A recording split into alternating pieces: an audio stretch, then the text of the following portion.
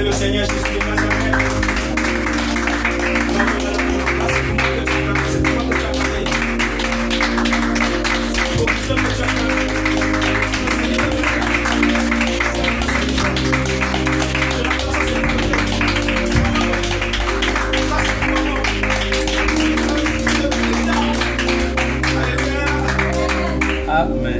Amen. Est-ce qu'on peut baisser la tête?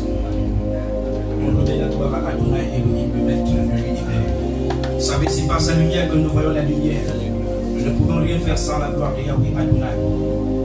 Nous avons besoin que le règne de son esprit continue à manifester sa gloire comme il est en train de le faire. Adonai, maître de l'univers, Seigneur de toute la terre, nous voulons encore saluer la souveraineté de ta majesté. Tu sais, sans ta lumière, sans ton esprit, nous ne sommes rien. C'est par ta lumière et par le salut de ton esprit, Seigneur, que nous parlons de ta part. Et nous voulons encore disparaître, que la place ne soit accordée. Ne permets pas que l'ennemi, Seigneur, prenne le contrôle au-dessus, au milieu de nous. Laisse que ton nom soit glorifié. Seigneur, je t'en prie, que ce message ne soit pas un message seulement pour nous, mais que ce soit aussi un message qui va édifier les frères à travers le monde. Dans le nom de Yeshua, Adonai, le maître de l'univers. Amen. Amen. Acclame aussi le Seigneur pour le frère sur ce que vous avez prié.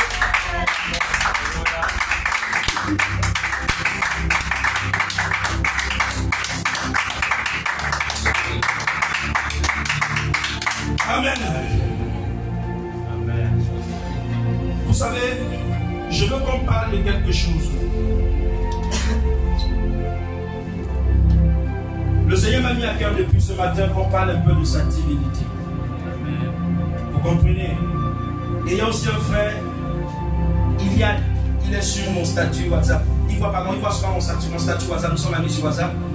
Et il m'a posé une question, ça fait quelques jours. Il voulait savoir qui est la divinité de Jésus de Nazareth. Et j'ai demandé au Seigneur qu'il m'enseigne un peu sur ça. Et pour pouvoir essayer de t'expliquer à l'église que nous sommes. Je crois et je prie vraiment que Yahweh éloigne ce qui n'est pas peu, mais que son esprit nous enseigne. Parce que si c'est Yahweh, je vous assure que ça sera puissant. Amen. Amen. Voilà. Je précise très bien la divinité de Yeshua, Jésus de Nazareth. Soyez concentrés avec vos Bibles. Et ne portez pas le regard sur moi, ayez le regard sur Jésus. Que vos oreilles soient attentives à ce qui se dit et que vos yeux examinent aussi ce qui se dit. Parce que si je parle de ma bouche, il faut que ce que je dis soit écrit. Et vous avez des yeux pour voir ce qui est écrit. Amen. Amen. Alléluia. Ésaïe 9, le verset 5.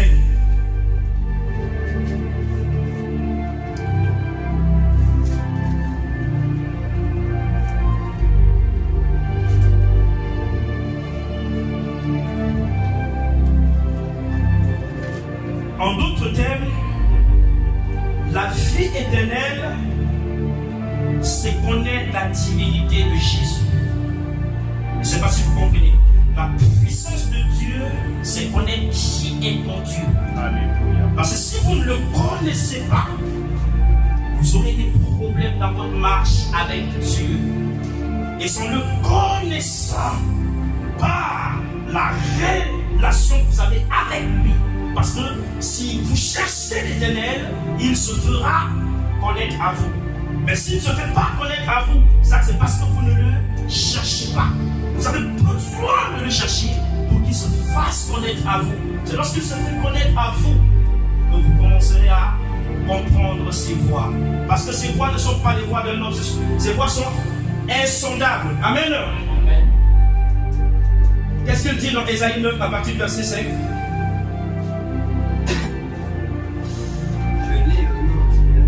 Amen.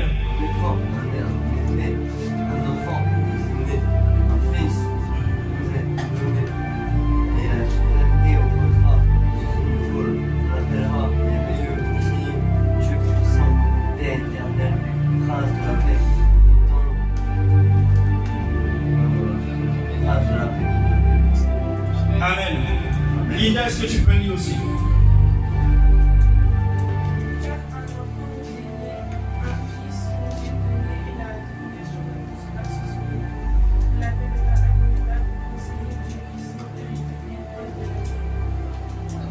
Mes amis, écoutez très bien. En effet, un enfant nous est né, un fils nous a été donné, et la souveraineté reposera sur son épaule. On l'appellera merveilleux, conseiller, Dieu, puissant, Père, Prince de la paix. Étant de la souveraineté, donner une paix sans fin au trône de David et à son royaume, l'affermir et le soutenir par le droit et par la justice, de maintenant et pour toujours. Voilà ce que fera le zèle de l'Éternel. Quelqu'un ouvre encore dans Michée 5. La servante de Dieu, Linda, c'est elle qui doit le lire encore.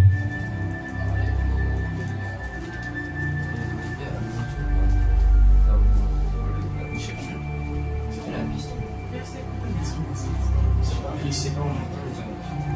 C'est juste que je mets le micro là, ça dépend du même. Ici 5. Michée 5.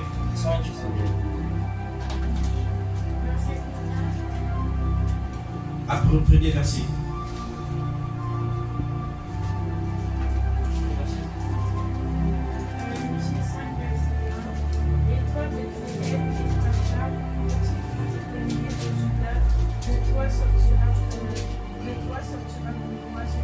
Servante de Dieu, est-ce que tu peux lire un peu fort, s'il te plaît? Et toi, Bethléem, Ephrata, petite entre les milliers de Juda, de toi sortira pour moi celui qui dominera sur Israël. Et dans l'origine remonte au temps ancien, au jour de l'éternité. C'est pourquoi il éliminera jusqu'au temps où enfantera ce qui doit enfanter, et le reste de ses frères reviendra de chasse des enfants d'Israël. Amen. Amen. Dans le livre de Michée 5, il dit: et toi, Bethléem, Ephrata, qui est petit parmi les villes de Juda. Quand on dit, je dis où ça, c'est en hébreu, comme on peut dire Jésus, Yehoshua. Et dit, de toi sortira pour moi celui qui dominera sur Israël, et dont l'origine monte de loin, dans le passé, à l'éternité. Quand on lit dans le livre de Michée, on comprend tout simplement que le livre de Ésaïe 9, le verset 5, quand il dit: en effet, un enfant nous est né, un fils nous a été donné, et la souveraineté reposera sur son épaule. On l'appellera merveilleux, conseiller, Dieu puissant. On comprend tout simplement que Michée parlait tout simplement de cet enfant dont on dit l'origine monte depuis le passé, dans l'éternité. Alléluia. Parce que beaucoup de personnes se posent souvent les questions: qui est Jésus? Jésus, s'il était Dieu, comment se fait-il qu'il parlait de son propre Père? Vous connaîtrez la vérité et la vérité vous rendra libre. Ouvrez vos oreilles là, s'il vous plaît. Vous savez, la vie éternelle, c'est tout simplement comprendre la divinité de Jésus. Il y a des personnes qui écoutent la parole, mais il y a des personnes qui ne comprennent pas. Et comprendre, ça veut dire entendre. La parole de Dieu est donnée pour des personnes qui entendent. Celui qui écoute peut ne pas être sauvé, mais par contre celui qui entend peut comprendre ce qui est écrit, et celui qui entend comprend et garde ce qui est écrit. Or, ce qui est écrit, et ce qu'on comprend, et ce qu'on entend, c'est ce qui était et c'est ce qui vient, et c'est ce qui est. Car dans le livre de Apocalypse, son nom est l'alpha et l'oméga, le dernier et le premier. Jean 1er, est-ce que quelqu'un peut le lire pour nous?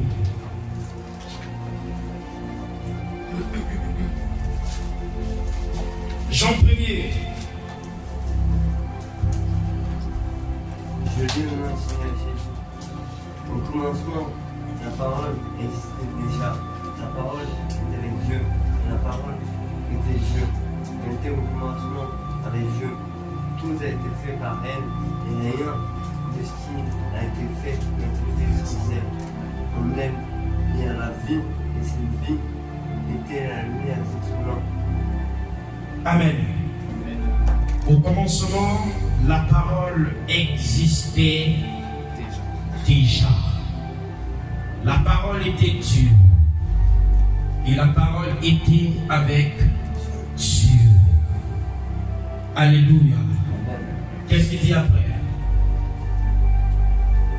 La lumière brille, les ténèbres n'ont pas accueilli. Ok. Donc, ici aussi on comprend que cette parole en même temps était la lumière. Donc, ce personnage se décrit de deux façons.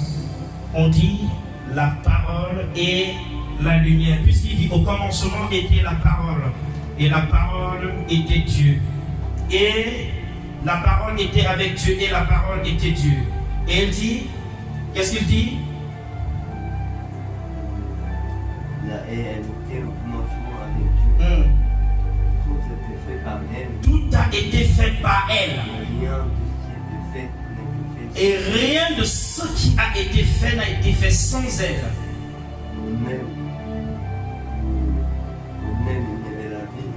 En elle, il y avait la vie. Et cette vie était la lumière des êtres humains. Donc c'est ce que j'expliquais tout à l'heure. On parle de la parole et on parle de la lumière qu'habitait cette parole. Puisqu'on dit au commencement était la parole. On dit la parole était Dieu. On dit en cette parole il y avait la lumière. On dit cette lumière était la lumière des êtres humains. Or, cette parole c'est qui? Et cette lumière en qui cette parole habite, c'est qui? Genèse 1er.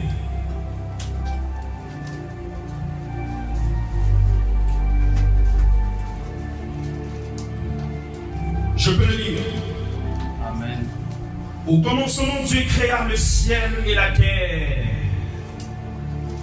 La terre n'était que calme et vide. Il y avait des ténèbres à la surface de l'abîme. L'Esprit de Dieu planait au-dessus de l'eau. Je vais attirer votre attention. Dans le verset 2, il dit, quand Dieu créa au commencement les cieux et la terre, il dit la terre était informe et vide, parce qu'il n'y avait aucune créature sur la terre. Il dit, il y avait des ténèbres à la surface de la terre, à la surface de l'abîme. Et il dit quelque chose. L'Esprit de Dieu planait au-dessus de l'eau. Rappelez-vous que tout à l'heure, dans Jean 1er, on a vu, il disait, au commencement était la parole était Dieu, Dieu était la parole. Et que cette parole, la lumière, habitait en elle, et que cette lumière est venue dans le monde, et le monde ne l'a pas reçue. Donc nous avons retenu quelque chose, que cette parole habitait une grande lumière. Or, dans Genèse 1er, nous voyons, il dit, au commencement, Dieu créa les cieux et la terre, et il explique quelque chose, il dit, l'Esprit de Dieu se mouvait au-dessus de l'eau. Là, on voit l'Esprit de Dieu, et on voit de l'eau. Or, dans Jean 1er, on a vu la parole qui est Dieu, on a vu une grande lumière qui habite cette parole et qui se fait connaître parmi les hommes. Alléluia. On va y arriver. On va d'abord pas à pas comme ça, on va y arriver, vous allez voir. Jean 3.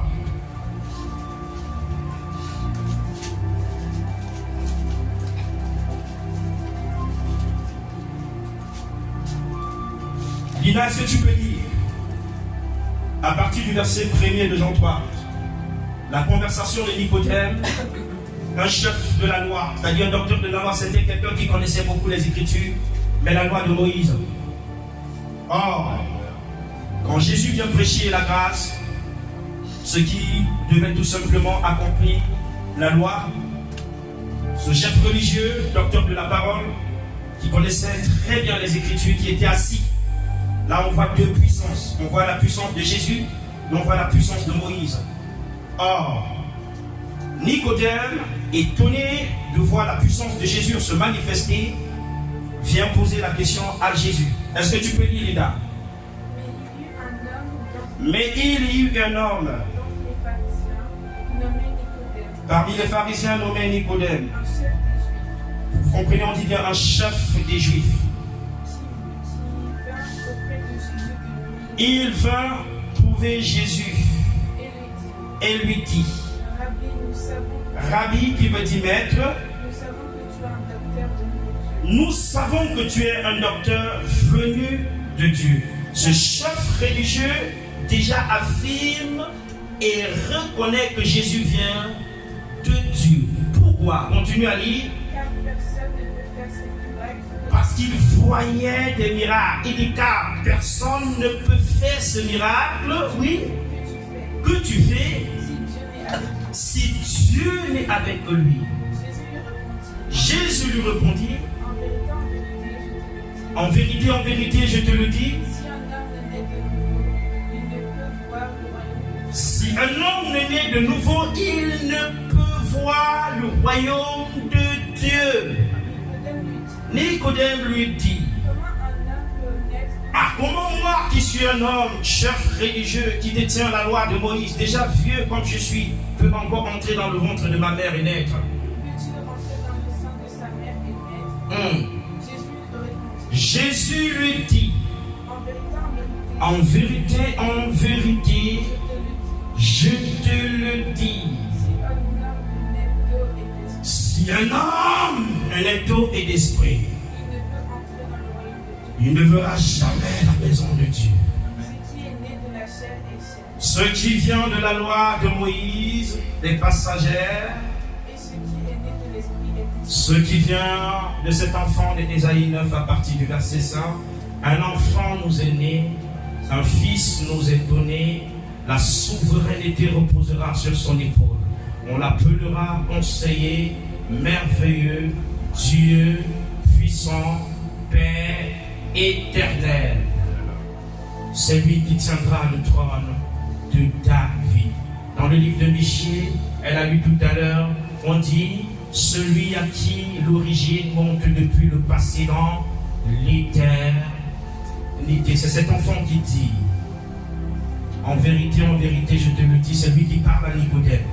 À moins de naître d'eau et d'esprit, on ne peut entrer dans le royaume. Donc vous comprenez tout simplement que la nouvelle naissance vient depuis l'éternité dans le passé. Oh, pourquoi? Parce que dans Genèse 1er, rappelez-vous très bien, nous avons pu dire au commencement Dieu créa le ciel et la terre. Et la terre n'était que chaos et vide. Il y avait les ténèbres à la surface de l'abîme et l'Esprit de Dieu planait au-dessus de l'eau. Jésus dit à Nicodème, je te le dis en vérité, à moins de naître d'eau, l'Esprit de Dieu planait au-dessus des eaux. Et d'esprit, on ne verra pas le royaume de Dieu. À moins de naître d'eau et d'esprit, on ne voit pas le royaume de Dieu. Or, dans Genèse, nous avons vu tout à l'heure, il dit l'Esprit de Dieu planait au-dessus de l'eau. Vous voyez que ça ne nous interpelle pas déjà quelque chose? L'origine revient depuis le... Vous voyez qu'il n'a pas changé. Ouvrez votre esprit, vous allez comprendre.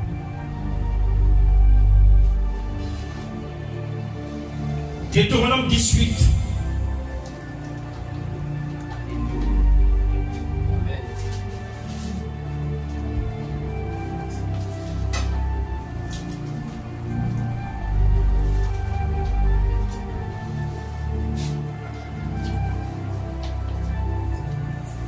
À partir du verset 15.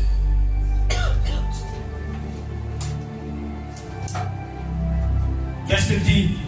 L'Éternel ton Dieu te suscitera. Ici, c'est Dieu qui parle à Moïse. L'Éternel ton Dieu te suscitera. Vous savez pourquoi il dit que Dieu va te susciter un prophète comme moi?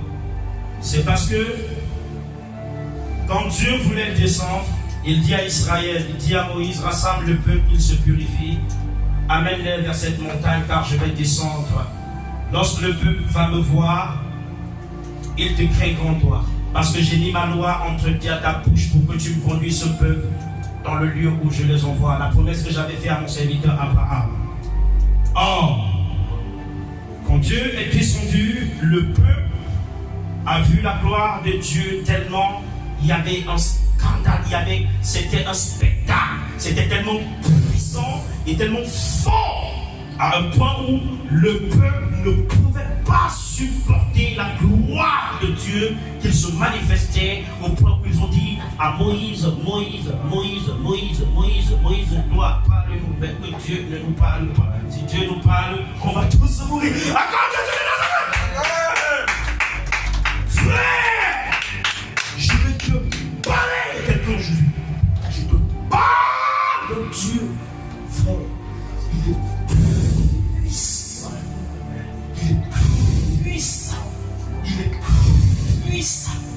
Et tu pas écrit dans ta loi, dans ta parole. Dieu s'est fait homme. Mes frères, calmez-vous. Si je n'écris pas son nom, même les pieds crieront son nom. Alléluia. Même les pieds crieront son nom. Alléluia. Amen. Amen. Le verset 15, il dit dans Deutéronome 18. Lis, Linda. L'Éternel ton Dieu L'Éternel ton Dieu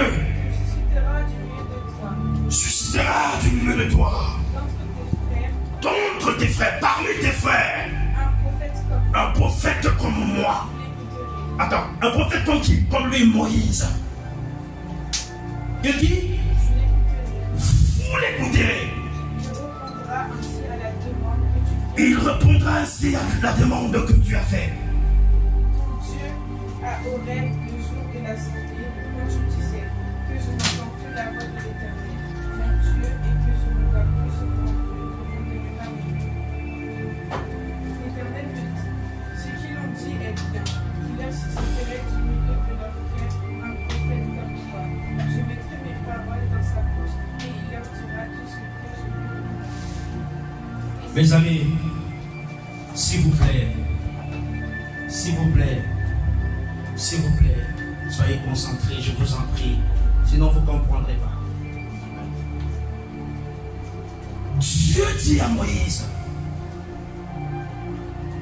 l'Éternel ton Dieu fera surgir pour toi du milieu de toi parmi tes frères un prophète comme moi.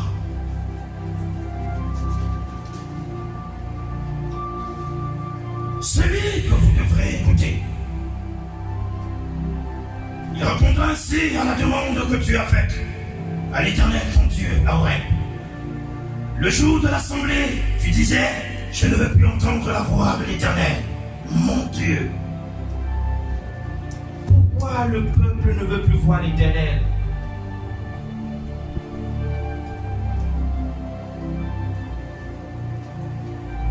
Parce que là, il ne s'était pas encore fait connaître comme Jésus de Nazareth. Parce que Dieu, c'est un Dieu des dimensions. Il se fait connaître au fur et à mesure dont vous le cherchez. C'est là qu'il dit, si vous me cherchez, vous me trouverez. Je me ferai connaître à vous. Je viendrai en vous, je ferai demeure. On ne connaît pas Dieu le premier jour. On ne le connaîtra pas totalement dans sa totalité en un seul jour, ou en 3 jours, ou en une année. Quand il dit des fleuves d'eau vive couleront en toi jusque dans la vie éternelle. C'est pour que vous compreniez que Jésus de de Nazareth. Quelqu'un ouvre 1 Timothée 6, à partir du verset 13, vous allez comprendre quelque chose.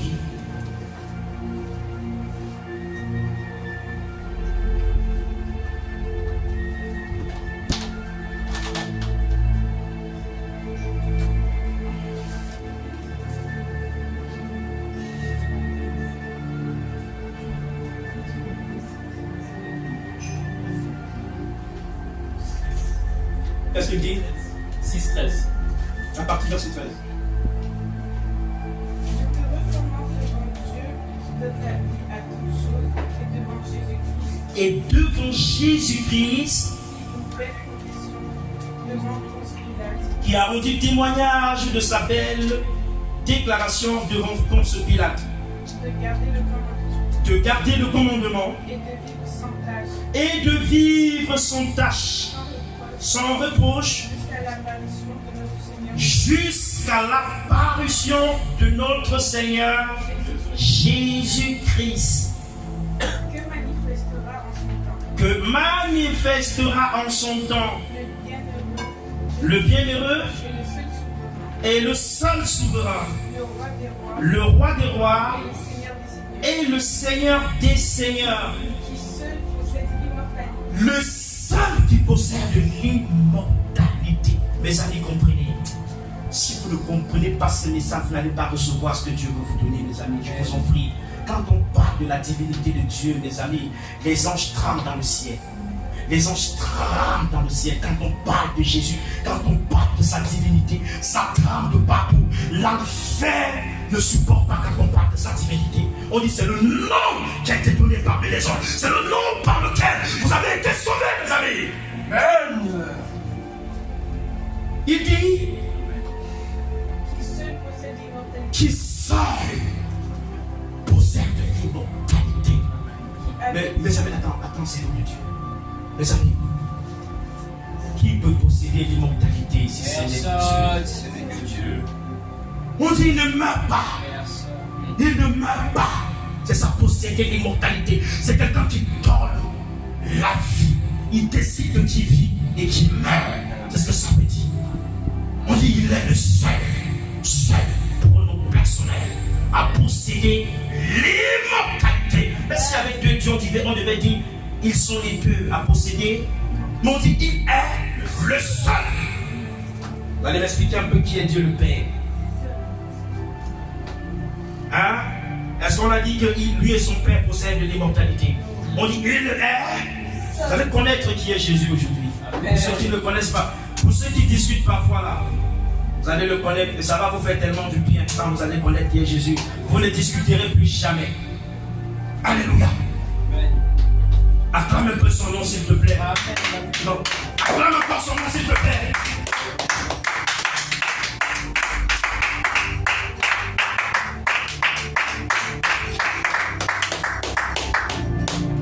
Merci frère. Gaga Adonai Managa Gaga Gaga Shua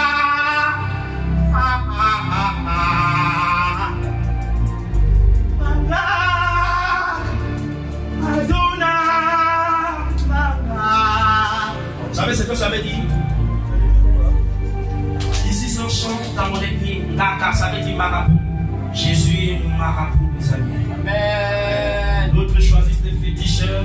J'ai choisi Adonai comme nom. Il est le seul qui habite une lumière inaccessible, le seul qui possède l'immortalité. Mon frère, comment il va pas être ton féticheur, frère? Comment il va pas être ton gaga? Comment il va pas être ton marabout, Jésus de Nazareth? Chante avec moi! Amen. Gaga,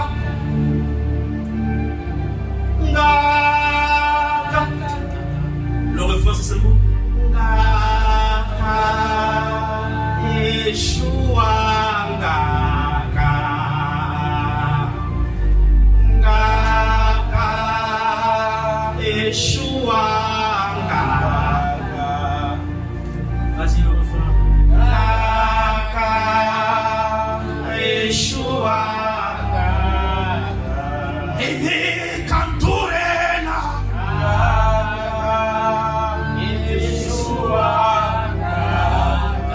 Samuel époux Sama. Dona Soamaka. Siani. Ilwa. Jésus.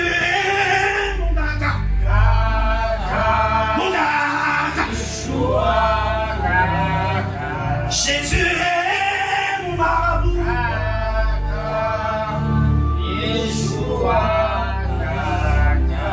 Jésus est ton gaga.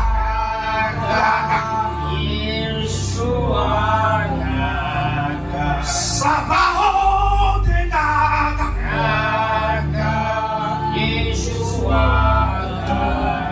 Jésus est mon marabout.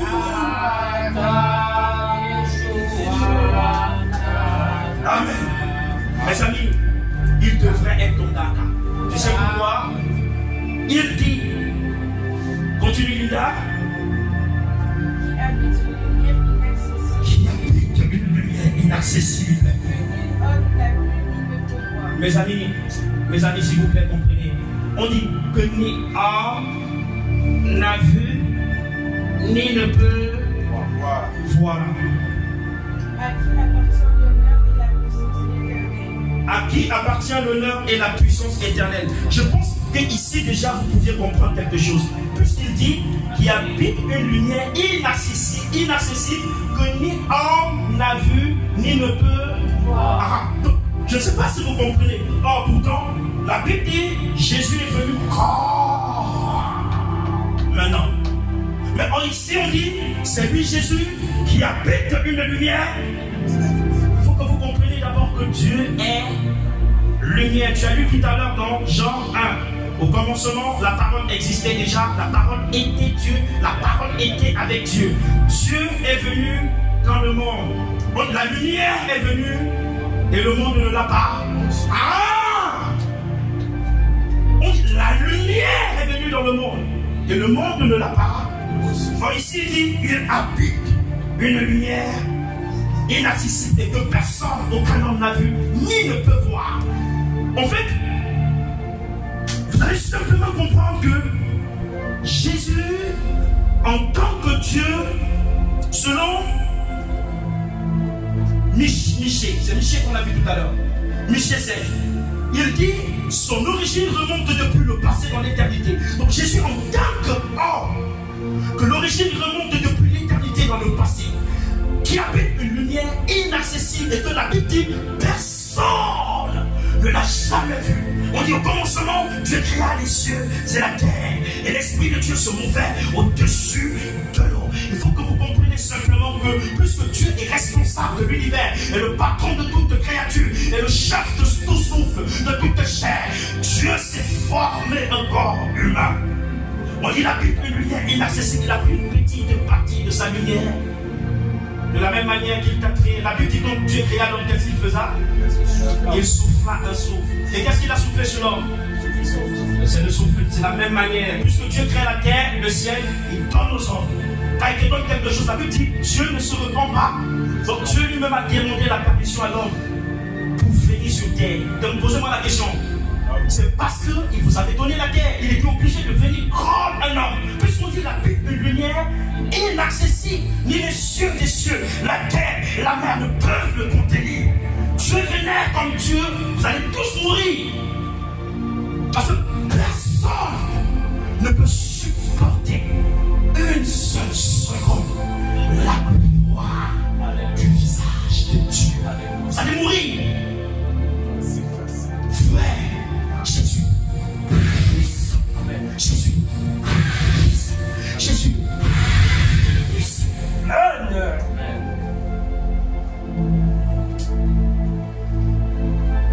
Frère, mes amis,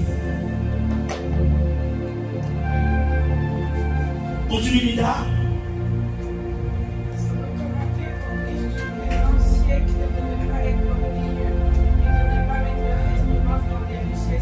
Amen. Linda, sois béni. Amen. Sois béni. Mes amis, là oui, je veux dire que chose de très spécial ici. Multiplie ta présence, s'il te plaît. Déverse encore une huile très. Oui, cette eau vive. Déverse cette ronde d'eau. Elle commence à couler sur la tête de chacun. Même ceux qui nous suivront de loin comme de près, que cette huile coule, cette eau coule, afin de nous illuminer pour que nous puissions comprendre qui tu es. Nous voulons encore te connaître plus, comme Moïse pouvait te dire. Nous avons compris tout simplement dans Exode 33 à partir du verset 20. Moïse pouvait te demander autre chose que ta gloire, que de te voir. Mais si Moïse a dit je veux te voir, nous comprenons tout simplement que c'est lorsque nous te connaissons que nous connaissons le royaume de Dieu, que nous comprenons les profondeurs de Dieu, que nous comprenons la divinité de Jésus de Nazareth. Acclame le Seigneur. Exode 33.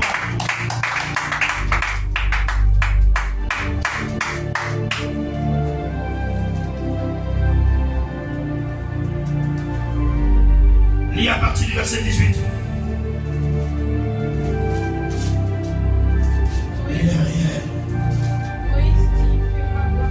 Je ne sais pas comment on va faire prochainement, s'il vous plaît. On va chercher un autre table.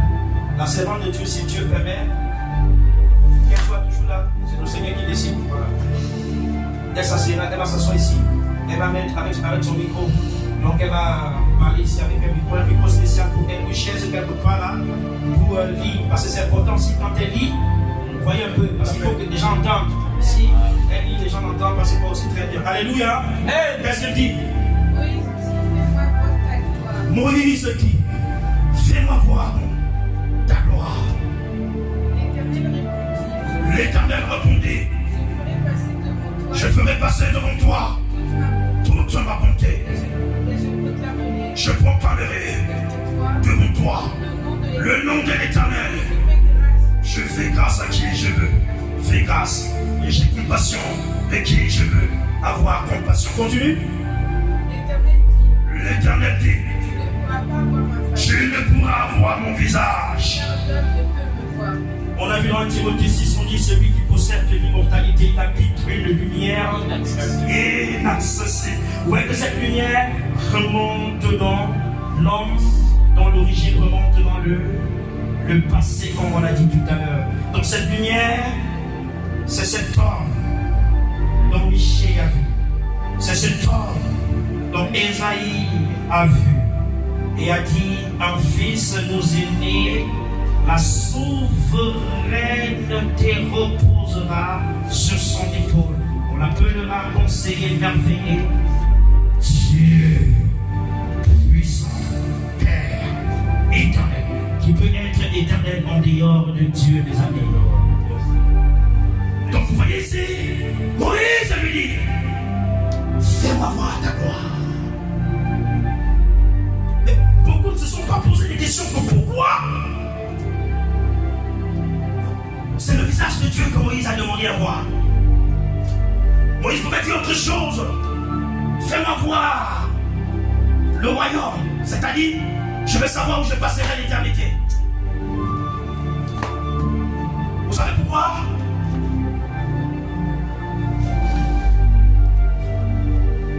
Moïse avait déjà contemplé une partie de Yahweh. Moïse voyait une représentation de Yahweh. Et lorsque tu vois une partie d'Adonai, de Jésus, le Christ, le Dieu Tout-Puissant, tu n'aspires qu'à voir sa gloire. Tu n'aspires qu'à Matthieu 6,33, qu'est-ce qu'il dit? Cherchez les choses d'en haut. Parce que lorsque tu le rencontres, tu ne veux plus les choses d'en bas. On essaie de chercher seulement les choses qui sont. Pourquoi? Parce que tout ce qui est attaché à Yahweh, c'est choses que l'oreille n'a pas entendues, les yeux n'ont pas vues. Et la Bible dit c'est une folie pour les humains, pour les hommes. C'est une folie pour les personnes qui périssent. Amen. Amen. Il dit, Moïse dit, fais-moi voir ta gloire. Yahweh lui dit, je ne refuse pas de te faire voir ma gloire. Je vais poser une question. Pourquoi Dieu n'a pas refusé de montrer sa gloire à Moïse? Or, pourtant, il y a beaucoup ici qui demandent que je vais voir ta gloire, qui ne voient jamais la gloire de Dieu. Moïse était obéissant. Moïse était obéissant, oui, qui d'autre? La Bible dit qu'il était fidèle dans toute la maison. Très bien, il était fidèle dans toute la maison de Dieu. Qui d'autre? Juste, oui. Qui d'autre? Qui d'autre? Il croit en Dieu, oui. Parce qu'il a porté en charge, enfin il a porté le charge de tout le monde. Il a porté la charge de tout le monde. Qui De d'autre? tout un peuple. Qui d'autre? La parole va nous Parce qu'il respectait. parce qu'elle respectait comme Dieu. Les amis,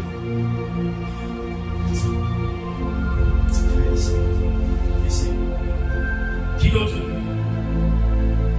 Frère, le jour où vous comprendrez ce que c'est, un jour dans la présence de Yahweh dépasse 1000 années et ailleurs. Mes amis, vous dormirez sur la parole de Jésus. Mon ami, vous allez faire du cheveu de votre lit la Bible, frère. Je te parle, frère. Je te parle de quelqu'un. Je te parle de Dieu. Frère, le bonheur, mon ami, c'est cette question que je vous ai posée. Pourquoi Moïse l'a demandé? Je veux voir ta gloire. Chacun a répondu ici. Vous tous, vous avez dit la vérité. Quelqu'un peut ouvrir le livre d'Hébreu? Hébreu 3. Le verset 5.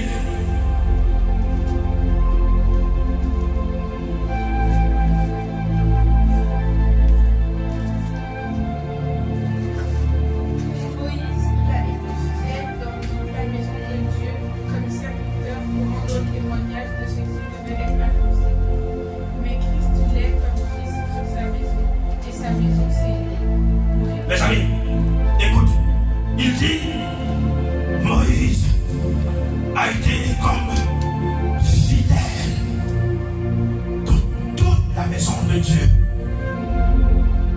Donc vous voyez que Dieu nous appelle à être fidèles. C'est lorsque tu es fidèle que tu peux voir le visage de Dieu, que tu peux comprendre la divinité de Jésus. Vous savez ce que c'est connaître la divinité de Jésus, mes amis? Sa divinité veut dire s'approcher de lui. Ça veut dire contempler la lumière qui l'habite. Déjà, tu ne peux pas voir cette lumière, mais tu as la capacité d'avoir le visage caché. Comme ça. Et cette ville lumière passe autour de toi. Tu le contemples. Tu le contemples. Plus tu le contemples, tu t'approches et elle s'approche de toi. Et ton visage change, ta compréhension change, ta manière de faire change. Plus tu t'approches, plus elle s'approche de toi. Et c'est comme ça que tu entres dans l'éternité. C'est comme ça que la mort disparaît de toi. C'est comme ça que le péché te quitte. C'est comme ça que la vie charnelle te quitte. Mon frère, acclame le Seigneur.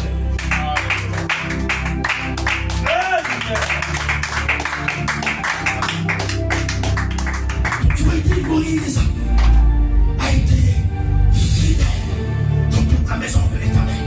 Oh, dans Exode 33, lorsque Moïse dit à Yahweh, fais-moi voir ta gloire.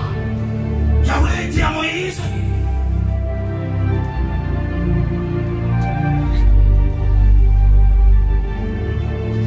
je ferai passer devant toi toute ma bonté et je proclamerai devant toi le nom de l'Éternel.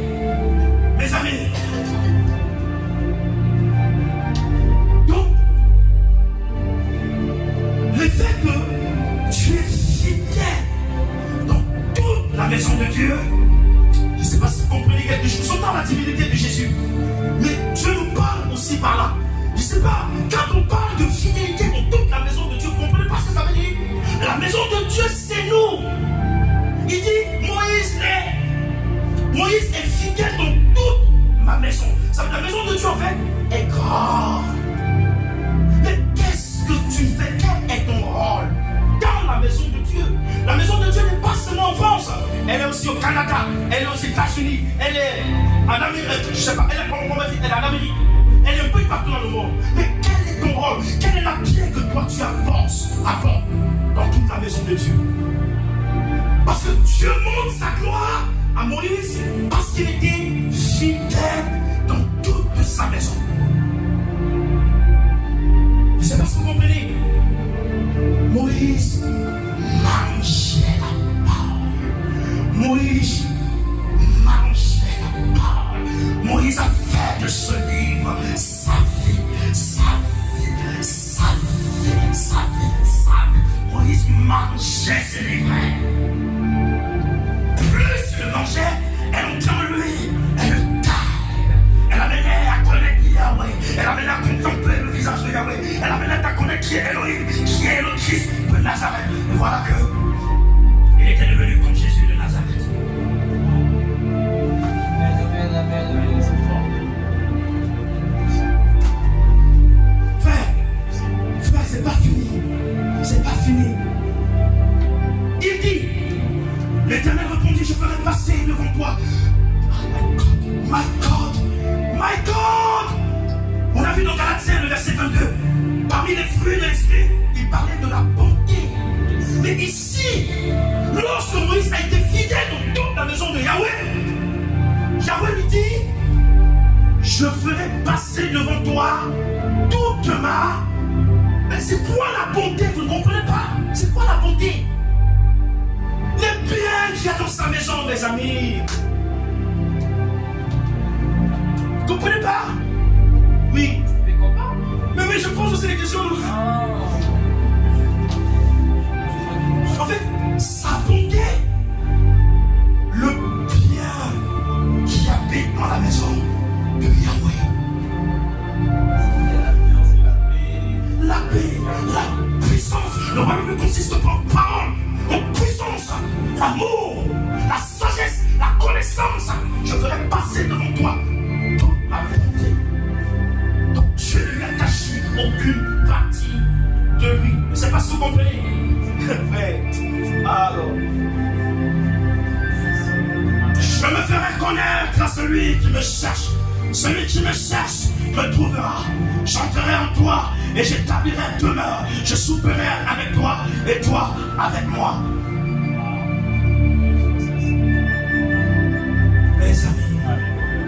Mes amis, Yeshua, Adonai,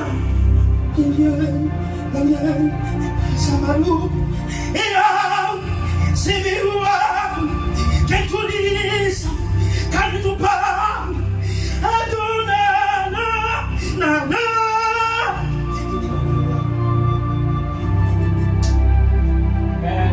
Amen.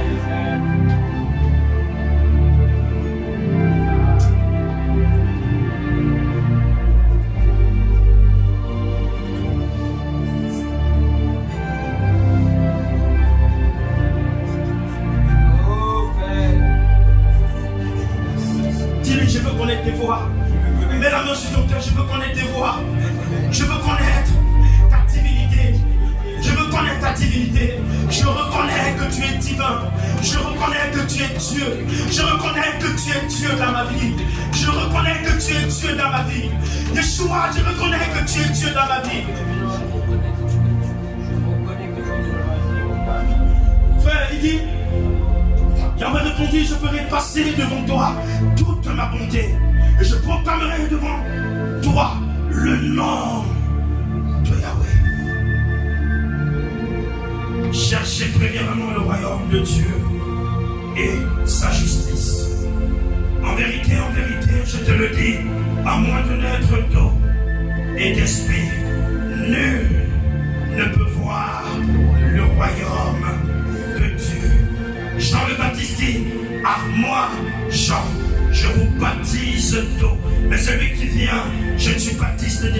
pas digne de détacher la couronne de ses sandales. Lui, il vous baptisera du Saint-Esprit et de feu, et de feu, et de feu, et de feu. C'est le feu, le feu, le feu, le feu. Descends sur moi, le feu, le feu, le feu. Change ma manière de voir, change ma manière de comprendre, change ma manière de voir. Le feu de l'esprit, le feu de l'esprit, le feu de l'esprit. L'Éternel est un feu dévorant, l'Éternel est un feu dévorant. Le feu marche devant lui, le feu. Le feu marche devant lui. Le feu. Le feu. Le feu d'Éternel. Le feu. Ah, my God. Mes amis, écoute. Alléluia. Je ferai passer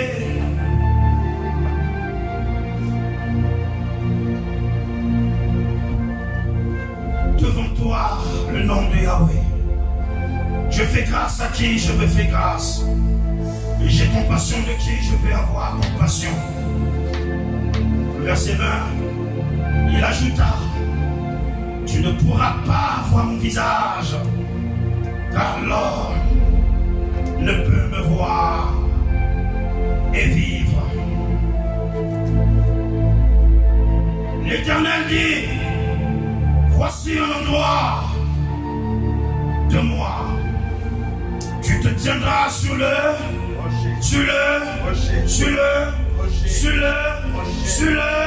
1 Corinthiens 10 à partir du premier verset. Linda va le lire à haute voix. Amen.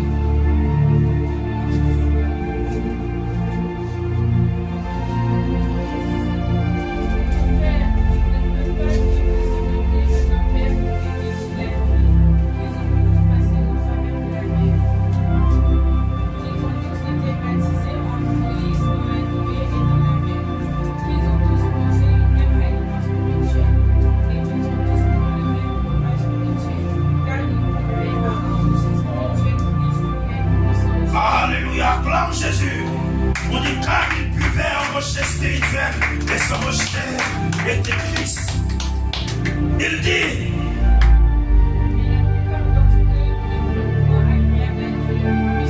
Amen. Or dans Exode 33, à partir du verset 22, il dit quand ma gloire passera, je te mettrai dans un creux du rocher et je te couvrirai de ma main jusqu'à ce que je sois passé.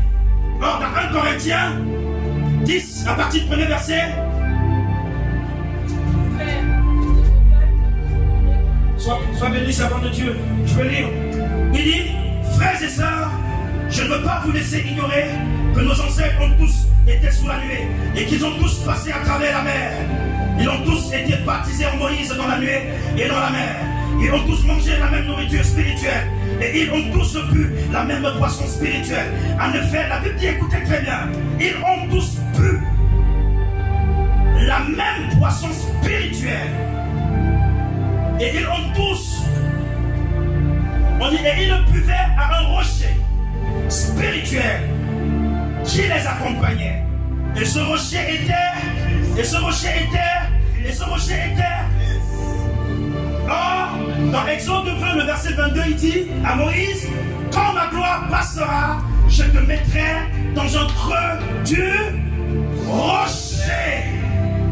Vous voyez que, quand Moïse dit, fais-moi voir ta gloire, il disait à Jésus, il disait, je veux te voir. Il ne parlait pas à un homme, c'était à Jésus. Je vais vous montrer beaucoup de versets qui vont vous certifier que c'était Jésus qui apparaissait même à Abraham comme un homme, à Gédéon, à Samson. C'était Jésus qui les apparaissait.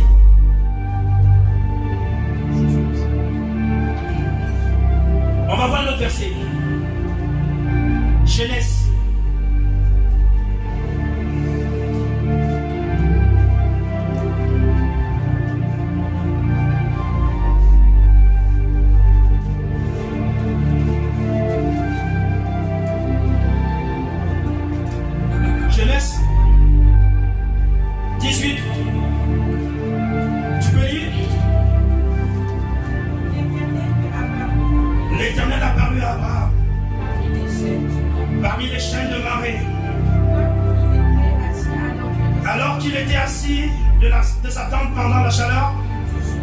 du jour. Il leva les yeux Il leva les yeux et vit 3 hommes. et voici 3 hommes étaient debout près de lui. 3 hommes étaient debout près de lui. Quand il les vit, Il courut au-devant d'eux, devant eux. depuis l'entrée de sa tente, Depuis l'entrée de sa tente, il se prosterna il se prosterna à terre. et il dit, Et il le dit, Seigneur, si j'ai trouvé grâce à tes yeux, Seigneur, si j'ai trouvé grâce à tes yeux, ne ne t'éloigne pas de ton serviteur. permettez qu'on apporte un peu d'eau. Tu peux lire un peu fort? Permettez qu'on apporte un peu d'eau. Permettez qu'on apporte un peu d'eau Vous lavez les pieds pour vous laver les pieds. et reposez sur cette arme. Un. Vous irez pour un morceau de pain pour fortifier votre cœur. J'irai prendre un morceau de pain pour fortifier votre cœur. Après quoi, vous construirez votre tente. Car c'est par cela que vous passez près de votre serviteur. Il répondit, fais comme tu l'as dit. Abraham alla promptement dans sa tente vers Sarah et lui dit, faites 3 mesures de fleurs de farine pétrie et faites des gâteaux. Et Abraham courut à son troupeau, prit un verre tente et le donna à un serviteur qui se hâta de la brûler.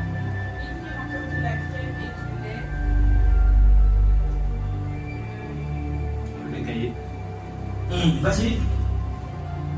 Il prit encore du lait cahier. C'est ça, vas-y. Verset 8. Mais tu peux laisser continuer à lire à partir du verset 11 encore. Laisse-moi, je vais lire. À partir du verset 11, il dit, Abraham et Sarah étaient vieux d'un âge avancé. Et Sarah ne pouvait plus espérer avoir des enfants.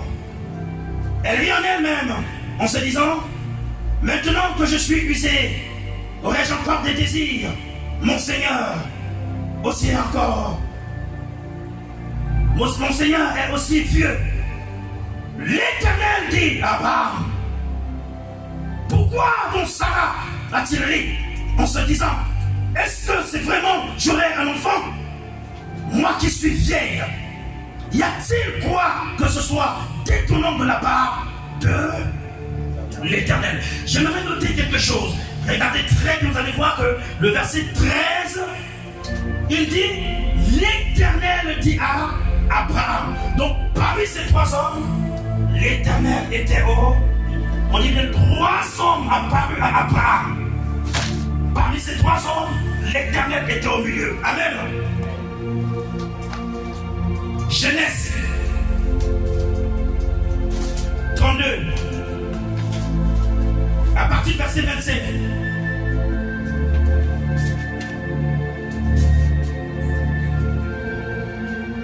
Qu'est-ce qu'il dit? Il lui dit, quel est ton nom? Et il répondit, Jacob. Il dit encore, Genèse 32 à partir du verset 25. 25. Oui, 25. Voyant qu'il ne pouvait le vaincre, cet homme le frappa à l'emboîture de la hanche et l'emboîture. C'est quelle version que tu as? Verset 25. Genèse 32.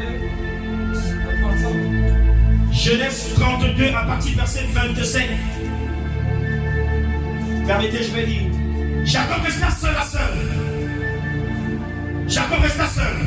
C'est alors qu'un homme lutta avec lui, jusqu'au lever de l'aurore. Écoutez très bien, il dit, c'est alors qu'un homme lutta avec lui, jusqu'au lever de l'aurore. Voyant qu'il n'était pas vainqueur contre lui, cet homme le frappa à l'emboîture de la hanche. Celle-ci se déboîta pendant qu'il luttait avec lui. Il dit, laisse-moi partir. Ça c'est Jacob qui dit. Car l'aurore se lève. Pardon, c'est cet homme qui dit à Jacob. Jacob répondit, je ne te laisserai pas partir avant que tu ne m'aies béni. Il demanda, quel est ton nom? Il répondit à Jacob. Jacob. Il ajouta, ton nom ne sera plus Jacob, mais tu seras appelé Israël. Car tu as lutté avec Dieu et avec des hommes. Et tu as été vainqueur. Vous voyez que cet homme avec qui Jacob a lutté, on précise, on dit très bien que c'est Dieu. Dieu s'est fait homme. Ce n'est pas une histoire qui date d'aujourd'hui que Dieu parmi les hommes. C'est ça qui veut dire Ésaïe 7. Ésaïe 7. Ce verset aussi qu'on vient de voir et ce qu'on a aussi vu tout à l'heure dans le livre de Exode 32, le rocher, est-ce que nous avons aussi vu toujours dans Genèse, le chapitre 18, vous allez voir tout simplement que c'est le même personnage. Et ce même personnage ici, c'est lui que vous allez voir dans le livre de Ésaïe 7, à partir du verset 13. Est-ce qu'on peut l'ouvrir? Est-ce que tu peux lire? Ésaïe 7, 1. Ésaïe 7 à partir du verset 13. Ésaïe dit alors, écoutez donc, maison de David, est-ce trop peu pour vous de lasser la patience des hommes, que vous lassiez encore celle de mon Dieu? C'est pourquoi le Seigneur lui-même vous donnera un signe. Voici la jeune fille deviendra enceinte, elle enfantera un fils, et elle lui donnera le nom d'Emmanuel. Alléluia.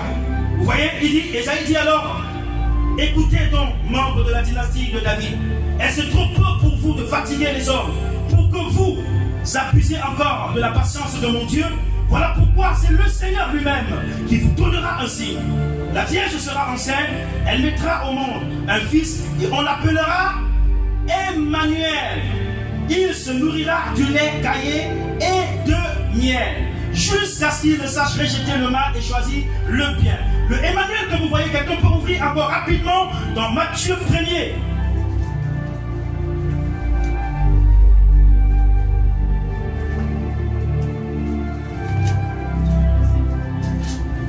Tu peux lire Linda à partir du verset aussi.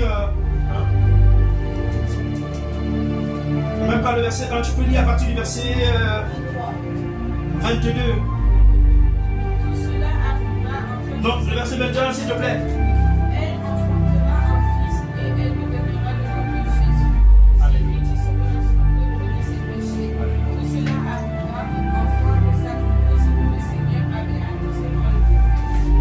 Voici, la Vierge sera enceinte, elle enfantera un fils et on lui donnera le nom d'Emmanuel, ce qui signifie Dieu avec. Alléluia.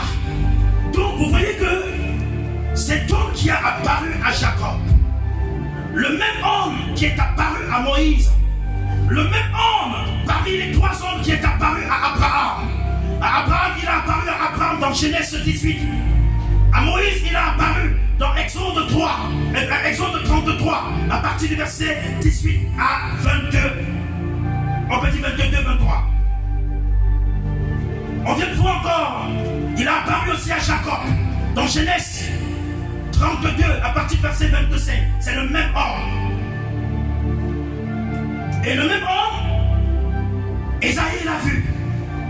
On va le voir aussi d'autres prophètes qui l'ont vu. Mais Ésaïe l'a vu d'abord dans Ésaïe 9, à partir du verset 100, on l'a vu tout à l'heure. Quand il disait, un enfant nous est donné, un fils nous a été donné, la souveraineté reposera sur son épaule. On l'appellera conseiller, merveilleux, Dieu, puissant, Père, éternel. C'est cet enfant. Et cet enfant aussi, que Ésaïe a vu, c'est la même personne que Moïse a vu tout à l'heure au début, quand nous avions commencé. Donc, Deutéronome 18 à partir du verset 15.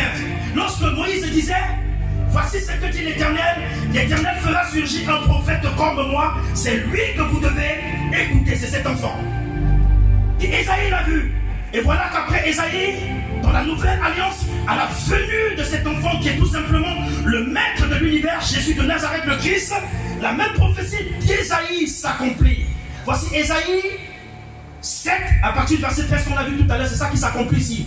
Il dit, elle mettra au monde un fils et tu lui donneras le nom de Jésus. Écoutez très bien, elle mettra au monde un fils et tu lui donneras le nom de Jésus, car c'est lui qui sauvera son peuple de ses péchés. Or, il dit, elle mettra au monde un fils et tu lui donneras le nom de Jésus, car c'est lui qui sauvera son peuple de ses péchés. Tout cela arrivera afin que s'accomplisse ce que le Seigneur avait annoncé par le prophète. Le verset 23, qu'est-ce qu'il dit? L'accomplissement de cette prophétie. La Vierge sera enceinte, elle mettra au monde un fils, on l'appellera, ce qui signifie Dieu avec nous. Dieu est avec nous. Donc, vous comprenez tout simplement que le nom de Jésus signifie Dieu est avec nous. Jésus veut tout simplement dire Dieu est avec nous, sauveur.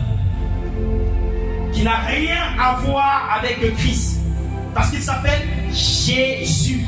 Quand il est venu comme un homme. Jésus, c'est Christ comme un homme. C'est pour ça qu'on dit Dieu entra dans le monde. Pourquoi on dit Dieu entra dans le monde? En fait, il faut que vous compreniez quelque chose. Dieu ne parle pas comme un homme.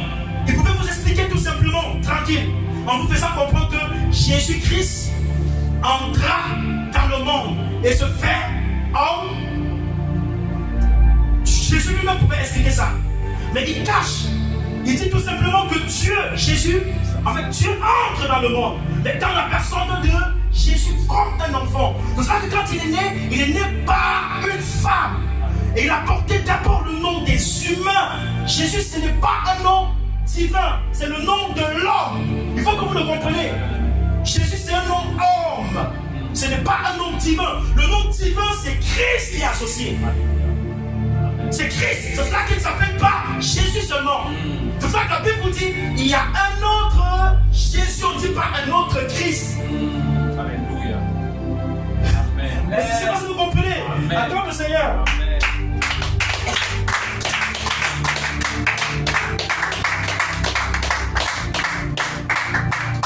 Il ne peut pas avoir un autre Christ en dehors de ce qu'on appelle l'antichrist. Mais il y a un seul Christ. Ouvre Éphésiens 4, le verset 5.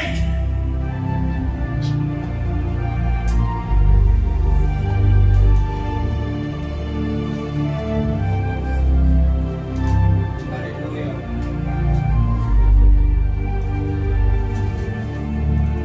Éphésiens 4, le verset 5, qu'est-ce qu'il dit? Il y a un seul Seigneur, une seule foi, un seul baptême, un seul Dieu et Père de tous. Et là, tu es là? Ah, très bien. Bon, c'est bon comme tu as lu aussi, mais c'est bon. Mais ça, vous allez lire à deux, hein? N'est-ce pas? Pour que ça aille un peu, hein? N'est-ce pas? Amen. C'est ça, hein? Amen. Amen. Amen. Acclame le Seigneur. Il dit quoi? Il dit quoi? Il y a. Alléluia. Qu'est-ce qu'il dit? Il y a un seul Seigneur, une seule foi, un seul baptême, un seul Dieu et Père de tous. Il y a un seul Seigneur, un seul baptême, Un seul Dieu un seul Dieu et Père de tous. et Père de tous. Vous savez ce qu'il veut dire Dieu? Christ. Alléluia. Christ veut dire Dieu. Tout à fait. Jésus veut dire Dieu est avec nous, Sauveur.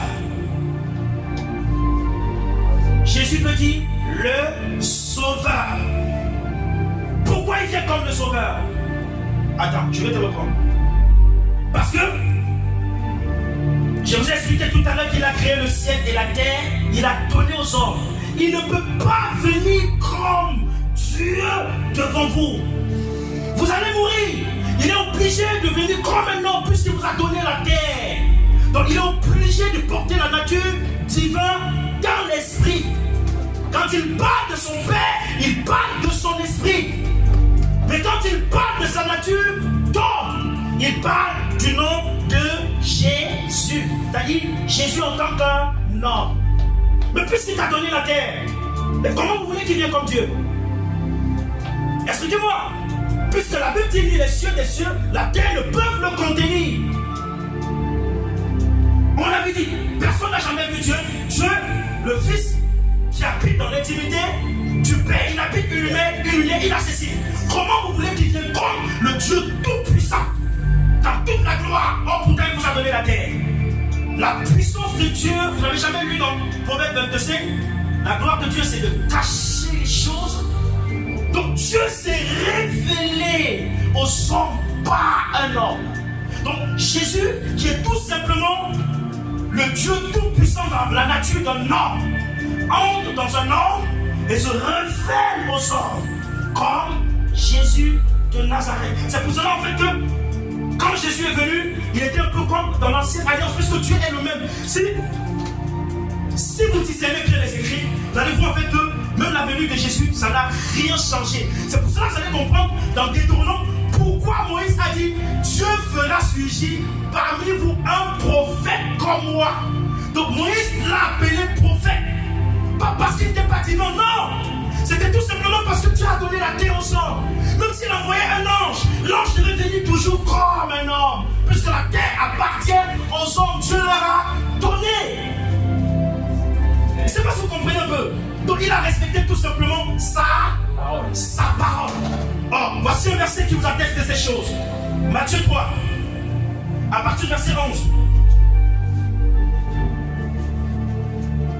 Avant Matthieu 3, le verset 11, on va ouvrir d'abord rapidement dans Zacharie 3, le verset 27.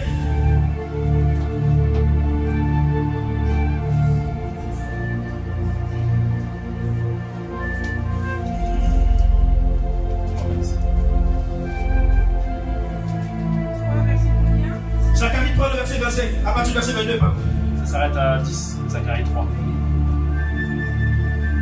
Malachie. 3,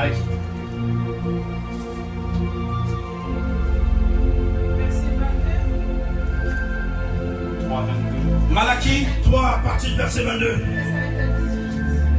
Non, Chez toi, souvenez-vous de la loi de mon serviteur. qu'est-ce qu'il dit? Souvenez-vous de la loi de mon serviteur Moïse. Je lui ai donné en Horeb. Tout Israël écoute et éveille. Je vous enverrai le prophète Élie avant qu'il n'arrive le jour de l'Éternel. Ce jour grand et redoutable. Il rappellera le cœur des pères vers leurs enfants et le cœur des enfants vers leurs frères. Amen. Donc, vous voyez que de la Genèse jusqu'à Malachie, la Bible parle de deux personnages parmi tous ces prophètes. Là, on ne cite même pas, on ne parle pas de Samuel, on ne parle pas de David, on ne parle pas de Salomon, on ne parle pas là de Jephthé, de Samson, on ne parle pas de là. Mais or, c'était des prophètes puissants en actes et en parole que Dieu a suscité à leur temps, à leur époque. Parce que n'oubliez jamais qu'à chaque fois qu'Israël avait un problème, Dieu était obligé de susciter un homme. Et cet homme venait comme qui? Le Sauveur. Oh, mes amis, l'humanité. Comme le libérateur. Et il venait dans quelle nature? Dans la personne de qui? Jésus. Je ne sais pas si vous comprenez. L'esprit qui les animait, c'était Jésus. Acclame Jésus de Nazareth. Oui. Tous les libérateurs que tu as Oui. pour présenter la parabole de la venue de Jésus. Alléluia. Très bien, acclame le Seigneur. Acclame. En fait, tous ces prophètes, comme le frère a dit, c'était une préparation de la venue. Mais c'est pour ça que Moïse lui-même dit, l'Éternel fera surgir pour vous. Et du milieu, le Saint-Esprit restait au 2 Corinthiens 1, le verset 22. Dieu a mis l'Esprit dans notre cœur comme un. L'Éternel fera surgir pour vous. Et du milieu de Matthieu 18, verset 20, là où 2, 3 sont rassemblés, je suis au milieu. Je suis au milieu. Je suis au milieu. Je suis au milieu. L'Éternel, donc Dieu fera surgir pour toi un prophète comme moi. Il dit quoi? Moïse disparaît complètement. Moïse fait quoi? C'est lui que vous devez. Il dit fin de mon ministère. Donc ça dit remet la gloire à Jésus. Il s'efface. Oh, elle vient de lire dans Malachie. La Bible parle là. Parmi tous ces prophètes, on cite Malachie, la fin de l'ancienne alliance. Deux prophètes, Moïse et Élie. Ça ne vous dit pas quelque chose? Parce que c'est deux hommes parmi tous ces prophètes qui ont été fidèles dans toute la maison de Dieu. Il y a la maison de Dieu, mais il y a les fenêtres, il y a les portes. Il y a beaucoup de parmi de ces prophètes-là. Ils ont été fidèles, mais d'autres ont commis des petites erreurs comme David. Mais on te parle de ces deux hommes, on te dit qu'ils ont été fidèles dans toute la. Puisqu'il dit dans 1 Corinthiens, 4, le verset 20, que le royaume ne consiste pas en parole. Il y a un rang dans le royaume. Si tu es fidèle dans toute la maison, sache que Dieu te qualifie aussi. Il te donne les clés. C'est ça qui dit l'humilité précède la gloire. Celui qui est humble, Dieu te rend grand dans le royaume. Il y a la grandeur dans le royaume. La récompense ne sera pas comme vous pensez. Ça sera selon votre fidélité, selon le travail que vous servez à Dieu. Votre obéissance, c'est ça qui va vous récompenser dans le ciel. Amen. Donc, si on regarde très bien, on voit que ces deux personnages, puisque la Bible décrit Moïse et dit que Moïse est un prophète et que tous les actes et l'œuvre que Dieu a fait à travers Moïse, Dieu a dit de sa propre bouche, il n'utilisera jamais un homme comme Moïse. C'est écrit. Or, le deuxième prophète qu'on voit ici, il dit, après Malachie 3, le verset 22, à partir du verset 23, il dit, je vous enverrai le prophète,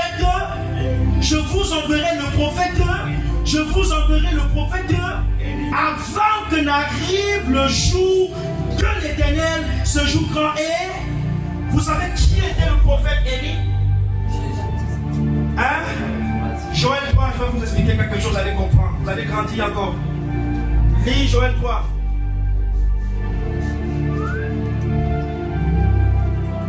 Le prophète Élie, c'est d'abord l'esprit. Élie, c'est d'abord l'esprit. Élie n'est pas d'abord un homme. C'est l'esprit. Vous savez, c'est l'esprit de qui?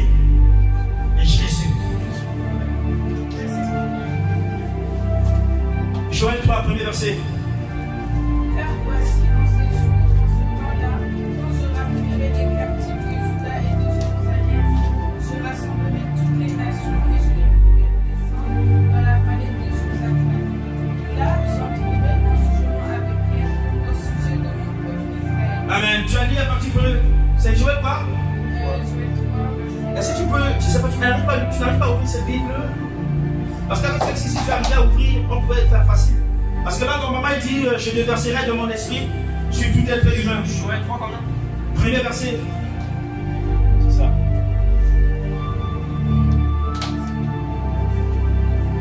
Mes amis, je suis sûr que le Seigneur va libérer quelqu'un à travers ce message. Il dit, après cela, je déverserai de mon esprit sur tout être humain. Vos fils et vos filles prophétiseront. Vos vieillards auront des rêves. Et vos jeunes gens des visions. Or, même sur les serviteurs et sur les serpents, dans ces jours-là, je déverserai mon esprit. Pour ceux qui ont l'habitude de lire la Bible, vous allez voir que si vous lisez l'histoire d'Élie, vous allez savoir que quand Élie c'était un homme puissant qui marchait avec Dieu, et c'était un homme rempli de feu, au point où il faisait descendre le feu du ciel pour brûler les prophètes de Baal. Et, attends, c'est bon. Hébreux 1, le verset 7, qu'est-ce qu'il dit? Ah, vous commencez à comprendre l'esprit d'Élie. L'esprit d'Élie, même dans l'ancienne alliance, c'était Jésus de Nazareth dans le corps d'un homme. Et c'était le réveil spirituel de cette époque. En réalité, Dieu a toujours été un père des réveils. Chaque époque, chaque temps, dans le passé, où Dieu manifestait sa gloire pour sauver Israël, c'était l'esprit d'Élie. Je ne sais pas si vous comprenez. L'esprit d'Élie veut tout simplement dire l'esprit du réveil. Qui sert, qui fait voir. Voici ça qu'on vient de lire. Il dit dans le verset 23 de Malachie 3, l'esprit d'Élie, voici le but qui se manifeste. Il dit, je vous enverrai le prophète d'Élie avant que n'arrive le jour de l'Éternel. Ce jour grand et redoutable. Le but de l'esprit d'Élie, écoutez ce que ça fait. Il ramènera le cœur des pères vers leurs enfants et le cœur des enfants vers le Père, de peur que je ne vienne frapper le pays de destruction. Donc vous voyez que l'esprit d'Élie, qui est tout simplement le réveil spirituel, rappelez-vous, à chaque fois quand Israël avait un problème, Dieu faisait quoi? Il suscitait un prophète. Et le prophète, quand il venait avec quoi? L'esprit de Dieu. L'esprit d'Élie, c'est le réveil spirituel. Et le but de l'esprit d'Élie, qui est le réveil spirituel, la Bible dit, c'est ramener le cœur des pères aux enfants, le cœur des enfants au père. Donc le réveil spirituel a pour but de prendre le cœur des hommes, amener à Dieu. Or, le cœur des hommes qu'on prend pour amener à Dieu, quand Jean-Baptiste commence son ministère, race de vipères. Qui vous a appris à fuir la colère à venir? Pourquoi? Parce que la sagesse crie dans les rues. La sagesse, c'est le reproche de ce que je vous avais expliqué l'autre fois. Donc les cœurs qui sont ramenés à Dieu, l'esprit de l'île, c'est l'esprit du réveil. Et ce réveil, c'est Dieu lui-même qui part dans un but de ramener les cœurs à Dieu. C'est ça le réveil spirituel. C'est ça la parole. C'est ça Yehoshua. C'est ça Adonai. C'est ça Elohim. C'est ça Jésus. Et c'est pour cela qu'on peut comprendre Matthieu 10, le verset 34 à 35. Je ne suis pas venu apporter la paix sur la terre, l'épée, la séparation, la division. C'est ça en fait l'esprit du réveil. C'est ça l'esprit de Jésus de Nazareth. Alléluia.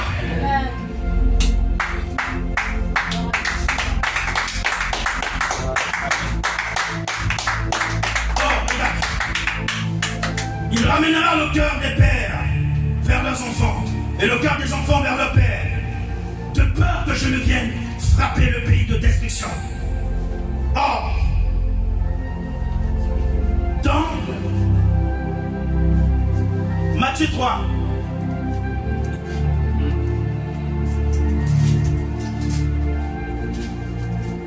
à partir du verset 11, non, Matthieu 11, le verset 13.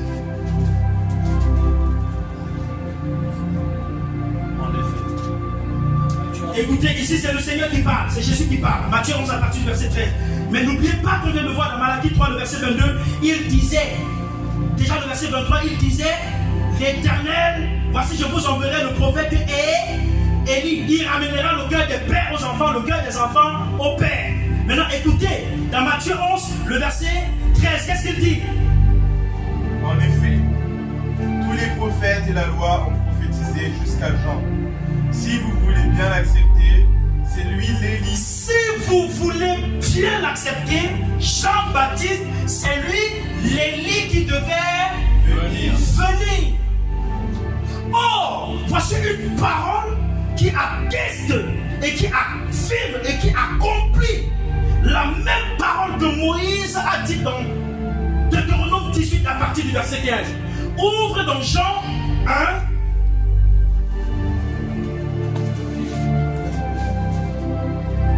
Lis à partir du verset 19. Jean 1 à partir du verset 19.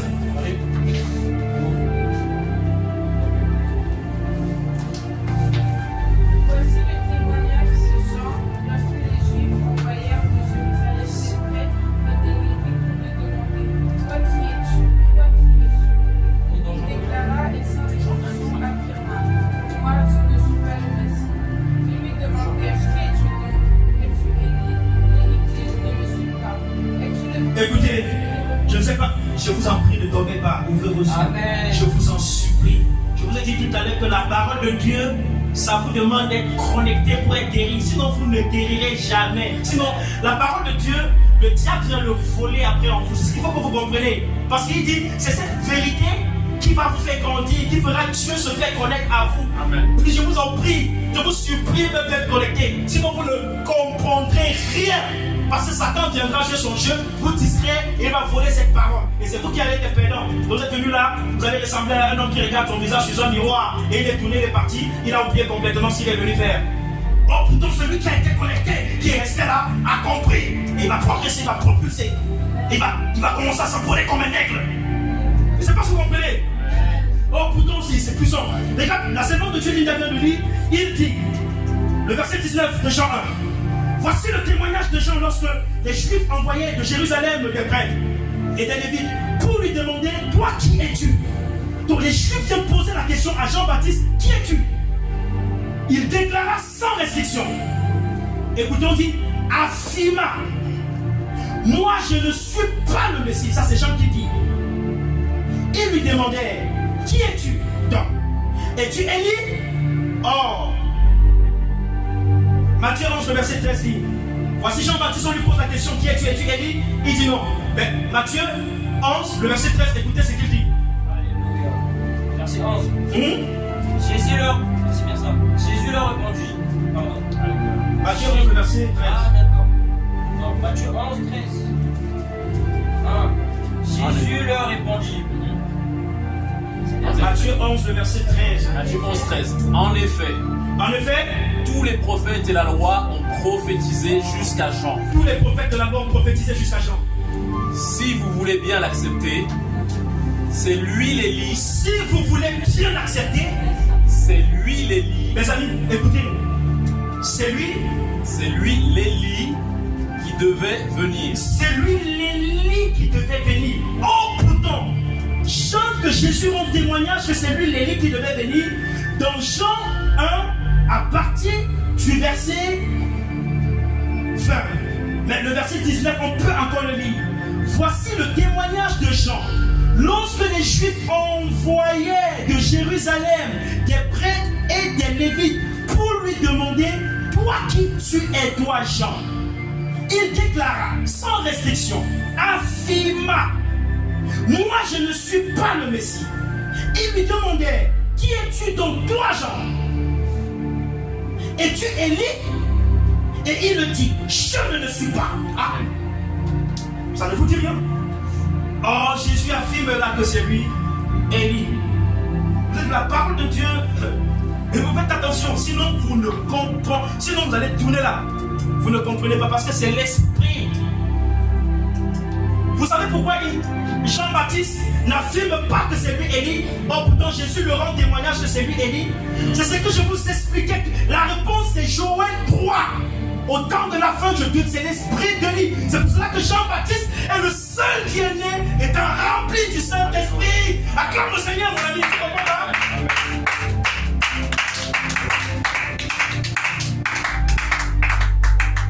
Il est le seul homme né étant rempli de l'Esprit de Dieu. Donc il est le seul homme, avant qu'il ne vienne sur la terre, a connu la gloire de Dieu, a connu ce qu'on appelle la nouvelle naissance. Yes.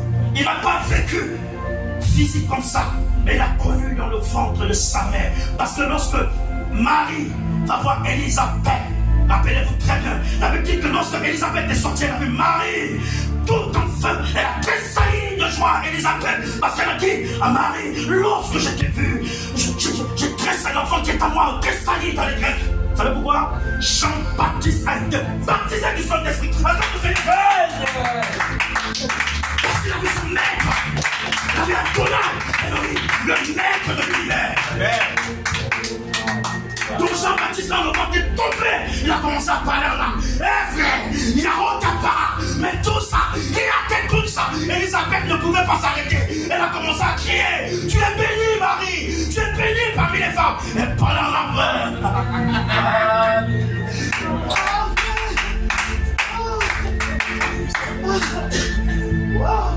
Vous comprenez maintenant? Ah oui. Et Élie, parmi tous les prophètes de la Bible, Jean-Baptiste, s'il est le seul à être né étant rempli, même quand vous allez voir Juge 13, Samson, parce que la Bible décrit Samson un peu aussi comme le Messie. C'est ce que je vous ai dit. Samson, à son époque, c'était tout simplement sauveur, c'est-à-dire un homme par qui Jésus devait se manifester. Donc, pour simplement annoncer la venue véritable de Yahushua à Mashiach. Alléluia. C'est pas vous comprenez. C'est pour cela que Samson lui-même, quand il est né, quand l'ange vient parler à sa mère, à son père, à sa mère d'abord, avant de parler à son père s'appelait Manoach. Mais l'ange vient parler à sa mère. Quand je parle à sa mère, il lui dit, tu ne prendras pas d'alcool, tu ne boiras pas de vin, de boisson alcoolisée. Et tu ne mangeras pas de quelque chose d'impur. Car l'enfant que tu mettras montera consacré à l'Éternel.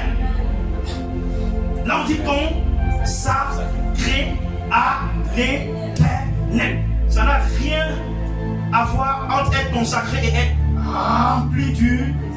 Je ne sais pas si vous comprenez.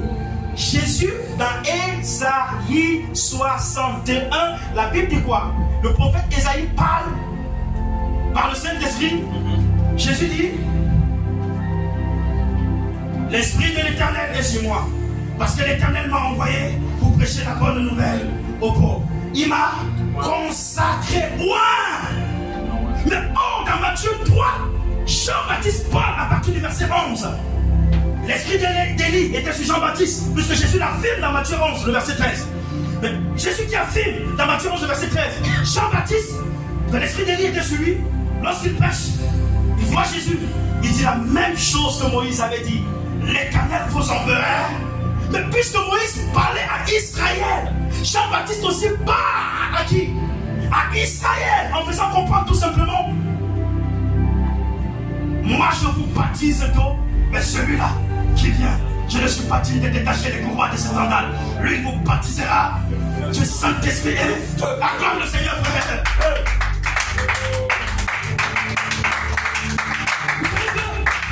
Je suis le sang qui baptise du Saint-Esprit et de feu.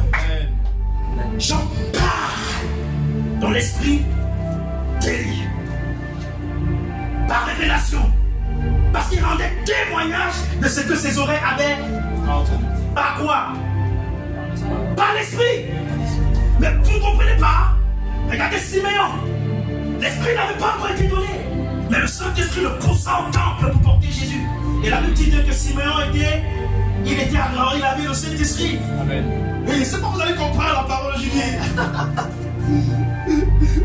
Donc, vous voyez tout simplement que Jean-Baptiste, lorsque le Seigneur vient se faire baptiser par Jean, Jean d'abord s'oppose. Pourquoi?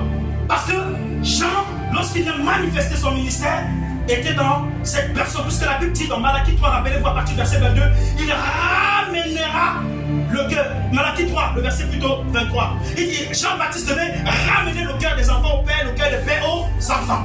Mais vous regardez bien que Jean-Baptiste il ramène le cœur des pères aux enfants, le cœur des enfants au Père. Pendant qu'il est en train de ramener le cœur, puisqu'il prêchait en disant quoi? Race de... Donc vous voyez que ramener le cœur des pères aux enfants, le cœur des enfants au Père, c'était prêcher les paix. Puisque Jésus dit dans Matthieu 10, le verset 34-35, je ne suis pas venu apporter la paix sur la terre, mais la séparation de père et la mère. Donc Jean-Baptiste se tient, il prêche. Et cet évangile qui est en train de prêcher, ce qu'on peut souvent dans Proverbe 1, le verset 20. La sagesse se crie dans les rues. Donc Jean-Baptiste se met à prêcher. Même chose qu'on peut voir chez Jérémie 20, à partir du verset 7. Quand Jérémie dit ceci, je vais même me taire, mais il y a comme un feu dans mon cœur qui brûle afin que je puisse dénoncer là. Vous voyez que la sagesse de Dieu, c'est le reproche, c'est l'épée. C'est l'épée. Et cette épée, Jean-Baptiste se met à prêcher. Race de père, qui vous a appris à fuir la colère à venir? Produisez donc du fruit et changez d'attitude. La Bible dit, les collecteurs d'impôts et les pharisiens, tous vont se faire baptiser par. Pourquoi? Parce que quand Jean parlait, l'esprit d'Élie était sur lui. L'esprit de Dieu était. Donc, ce qui a attiré les gens, c'était l'esprit. Puisque Jésus avait déjà dit depuis dans Malachie 3, le verset 23, qu'il ramènera le cœur. Donc Jean-Baptiste venait accomplir une prophétie qui avait été donnée à son sujet. C'est pour ça à son temps, puisqu'il venait préparer le chemin du Seigneur Jésus. De cet enfant qu'on a vu dans Ésaïe 9 à partir du verset 5. Lorsqu'Ésaïe a dit, un fils nous a été donné, un enfant nous a été donné, la souveraineté reposera sur son. On l'appellera conseiller, Dieu admirable, puissant, sauveur, merveilleux. Donc Jean-Baptiste se met à prêcher, à préparer le chemin du Seigneur. Pendant qu'il prêche, le temps fixé, que le Seigneur devait commencer son ministère arrive. La Bible dit, Jésus vient se faire baptiser dans les jours de Judas. Jean avait l'autorité Sivan qui était sur lui, en tant que prophète, en tant que... Oh, je vais vous expliquer un truc. Oh, j'aime le Seigneur. Attends le Seigneur. Parce que quand on parle de lui, l'eau ne fait que couler. En fait, à ce moment-là, Jean-Baptiste représentait tout simplement l'élu qui était choisi pour cette époque. Donc c'est une heure. C'est pour ça que la Bible dit que Jean était la lampe. C'est une histoire de lumière en fait. Vous ne comprenez pas? L'œuvre de Dieu, c'est une histoire de lumière. C'est ça que Dieu est le Père. C'est une histoire de lumière. On est dans un jeu où chacun doit simplement faire grandir sa lumière. Et c'est les ténèbres. Le péché, ce sont les ténèbres. Ça éteint votre lumière en fait. Celui qui fait grandir sa lumière, dis-toi tout simplement que le monde parlera de Jésus à travers toi. Parce que ta lumière est en train de... C'est ce qui se passe. Et on fait grandir la lumière quand on accepte notre position, on entend dire, dans le désert, dans les souffrances, dans les difficultés, dans les épreuves de la foi. C'est là que la lumière grandit. Alléluia. Amen. Oui, Augustin, tu as posé une question. C'était le... C'est quoi ta question? C'était lui qui faisait le réveil à son époque. C'était lui qui faisait le réveil à son époque. Oui, la lumière grandit très justement, mais en persévérant avec C'est vrai qu'il y avait le son. Seigneur, l'amour, Alléluia. Parle. Dis ce que tu veux dire.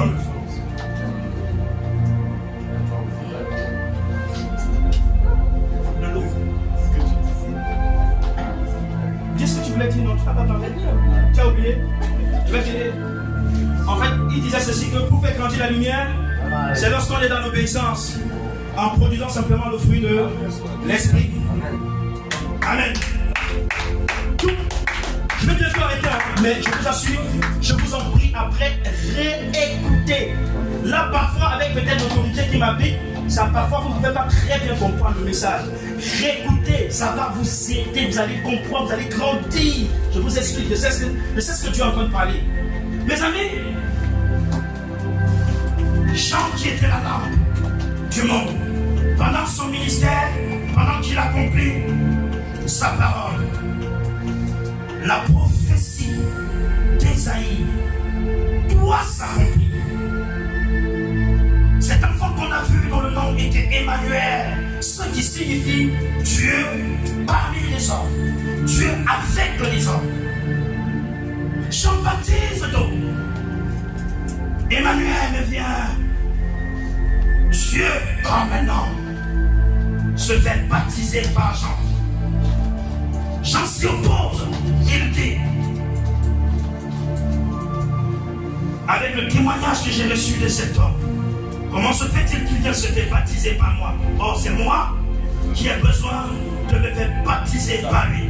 Il dit, c'est affaire-ci, avec ce que j'ai entendu, ce que j'ai vu de toi, non, moi je ne peux pas te baptiser. On va le voir. Matthieu 3.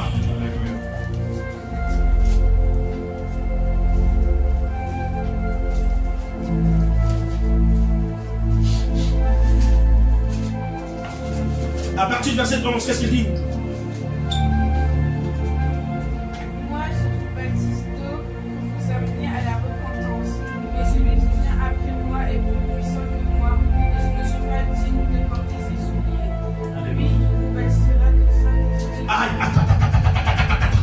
Non, j'aime bien quand tu dis, j'en dis, moi je vous baptise d'eau. Ce n'est pas d'abord mettre quelqu'un dans l'eau, est-ce que les gens ne comprennent pas? C'est ça, l'épée. La parole, race de vipère qui vous a appris à fuir la colère à venir. Et ça fait mal. C'est pour ça qu'il est au désert. Parce que quand tu es au désert, ta bouche devient gâtée. Tu parles mal. Parce que c'est dans le chagrin qu'on grandit. C'est dans le reproche qu'on connaît Dieu. On ne connaît pas Dieu dans les flatteries. On ne connaît pas Dieu dans vos choses que vous croyez. Non, non. C'est dans ce qui est Dieu qu'on connaît Jésus de Nazareth. C'est pour ça que Jésus, en tant que Dieu, après qu'il est né, après qu'il a été rempli du Saint-Esprit, l'Esprit l'a emmené où? Parce qu'il fallait qu'il souffre d'abord, il connaisse le jeûne. Et la Bible dit quoi? Il va au désert faire quoi? Se faire tenter. Être tenté par le diable. Tu n'es pas tenté par le diable. Tu ne connaîtras pas l'Éternel. Tu ne seras pas brisé, ton cœur sera orgueilleux. Adonai ne se manifestera jamais en toi. J'aime bien quand tu as vu tout à l'heure. ma vie. Il dit, moi je vous baptise d'eau. Ah, vous voyez que ça s'affirme pour vous amener à. Donc Jean, son ministère, c'était tout simplement baptiser d'eau. Le baptême d'eau, c'est ce qu'on a vu dans Malachie 3, le verset 23. Ramener le cœur des pères aux enfants, le cœur des enfants au père. Alléluia. En fait, ce baptême de Jean, c'était un baptême de conviction de péché. De conviction de péché, la repentance. Ramener le cœur à Dieu. Mais celui qui vient après moi est plus puissant. Mais regardez le baptême de Jésus, ça n'a rien à voir avec le baptême de Jean. Voilà pourquoi Jean dit, lui là, je vous conseille. Mais vous ne comprenez pas, vous allez voir, oh c'est puissant comme Jésus. Oh ça coule, oh l'eau coule mes amis. L'eau coule, l'eau coule. Mais tu fais, mais regarde. En fait, là tu comprends le pourquoi. Dis encore, pardon. Dis. Mais je ne suis pas digne de porter ses souliers. Lui, il vous baptisera du Saint-Esprit et de feu. Je ne suis pas digne. Reprends au début, reprends. Moi, Celui qui. Moi, je vous baptise d'eau pour vous emmener à la repentance. Je vous baptise pour vous amener à la repentance. Oui, ça c'est Jean. Celui qui vient après moi est plus puissant. Celui qui vient après moi est plus puissant que moi. Et je ne suis pas digne de porter ses souliers. Et je ne suis pas digne de porter ses souliers. Vous savez ce qu'il veut dire porter ses souliers? Vous savez ce qu'on appelle les souliers? L'autorité. Oui? Qui d'autre? C'est quoi? C'est quoi les souliers? C'est quoi? En gros, son ministère. Le ministère aussi. C'est ça le ministère. La puissance. La puissance, l'autorité. Mais Ésaïe 52, le verset 7, ils sont beaux les pieds de ceux qui annoncent. Ah, c'est aussi l'évangile. L'évangile que moi va faire. Parce que le royaume de Dieu ne consiste pas en puissance. C'est ça le royaume. Donc Jean est un prophète puissant et il a vu plus puissant que lui. Il a dit, non, celui-là, je ne peux pas porter son vêtement. Son vêtement ne sacrifie pas. Parfois, quand vous faites vos choses-là, si Dieu vous donne mon vêtement, vous allez porter. C'est rempli de ça, de souffrance, de désert. Il rétisse avec sur vous une seconde. Faites attention, vous n'allez pas supporter les démons que je vois. C'est souvent ça que vous ne comprenez pas. Si vous voyez l'homme de Dieu, il y a tellement des hommes de Dieu dehors. Si vraiment Dieu se sert de lui avec puissance, frère, honorez le seul conseil que je vous donne. Pas que vous-même le reprendre quand il fait les erreurs. Reprenez-le. On reprend tout le monde peut faire les erreurs. Mais je vous donne un conseil. Parce que tu ne connais pas ce qu'il a traversé. Tu ne sais pas ce que Dieu fait avec cette personne. Tu ne sais même pas, peut-être qu'il se couche là, Jésus vient s'asseoir à côté de lui, il parle. Il ne dit pas. Tu ne connais pas. Faites attention, je vous donne des conseils. Je vous donne des conseils. Vous voyez que Dieu a failli tuer Myriam. Myriam qui était tout simplement la sœur de Moïse. À cause de Moïse. Pas que Moïse était juste parce qu'il était fidèle dans la maison de Dieu. En fait, c'est une parenthèse, hein. C'est pas un problème, c'est pas une. Voilà. Je profite simplement pour vous édifier. Pour vous donner la sagesse de Dieu, pour savoir vraiment comment marcher avec Dieu. Parce qu'on ne blague pas quand on porte la parole de Dieu, faites attention. Donc, vous voyez que Jean dit quelque chose. Il dit, je vous baptise d'eau. Mais celui qui vient est plus puissant que moi. Maman, c'est pourquoi? Parce que c'est une histoire de puissance. Le royaume, c'est une histoire de puissance. Le réveil spirituel, c'est la puissance de Dieu contre la puissance de Satan. C'est ça, à chaque époque, quand Dieu envoyait un prophète, Dieu les utilisait de façon différente. Les appels sont différents. L'onction est différente. Regardez l'onction de Samson. C'était toujours. Et toutes ces dimensions, c'est Jésus de Nazareth. Puisque c'est le Dieu des esprits. Toutes ces dimensions, c'est Jésus. Mais qui venait dans le nom de Samson, sauveur, qui venait dans le nom de Jephthé, qui venait dans le nom de Joseph, qui venait dans le nom de... Ils sont tellement nombreux, Samuel, David, Jérémie, tout ça. Alléluia. Amen. Donc, je vais bientôt chuter. Seigneur, merci Père. Vous voyez que Jean dit, je ne suis pas digne de détacher les courroies de tes sandales.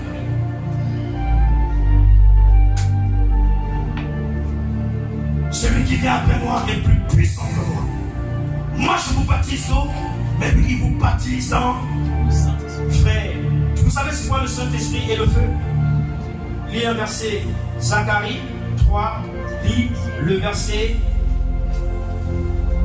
Zacharie 13, non? C'est combien? Verset 9.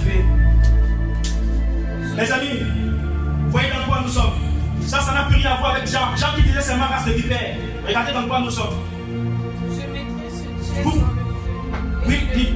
Et comme on purifie l'argent. Alléluia. Je l'éprouverai comme on éprouve l'or. Il invoquera mon nom et je l'éprouverai. Vous voulez être sauvé? Vous voulez être sauvé? Oui. Vous voulez être sauvé? Oui. Écoutez là où Jésus vous met. Voilà le baptême de Jésus, c'est ça. Maman, lis. J'aimerais que chacun lit. Voilà le baptême de Jésus. Écoutez ça. Savourant. Vous n'avez plus de cœur sentimental pour l'œuvre de Dieu. Vous devenez un homme qui respire la vérité et la crainte de Dieu. C'est ça le baptême de Jésus. Ce n'est pas le baptême d'un homme. Parce que le feu a pour but de détruire complètement le péché en vous. C'est ça qu'il dit, je mettrai ce tiers en bois. C'est le feu qui purifie. Vous savez quoi quand on nettoie l'or? On lave l'or avec quoi? Ah! Vous savez pas que normalement l'église c'est l'or? Quand enragé, la Bible dit d'enrager, l'or et l'argent appartiennent à Dieu. Les gens croient que c'est l'argent. Jusqu'à ils se mettent à prêcher que l'or, c'est l'église. Ne comprenez rien. Quand Dieu dit l'or et l'argent appartiennent à Dieu, c'est ça qu'il vient de lire. Qu'est-ce qu'il dit au début? Je mettrai ce tiers dans le feu. Je mettrai ce tiers, cet or dans le feu. Et je le purifierai comme quoi? Comme on purifie l'argent? Je l'éprouverai comme on éprouve l'or dans le feu. C'est l'église. Ah oui. Acclame-le. Alléluia.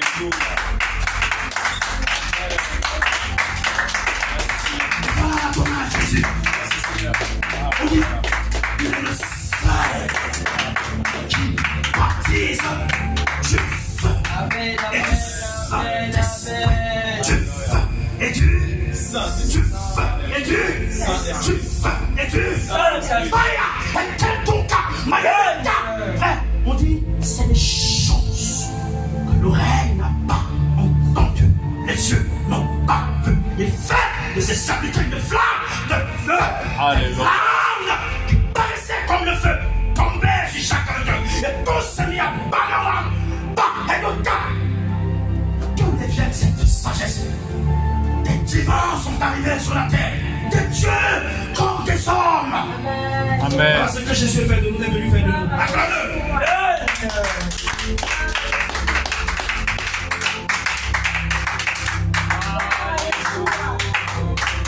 Il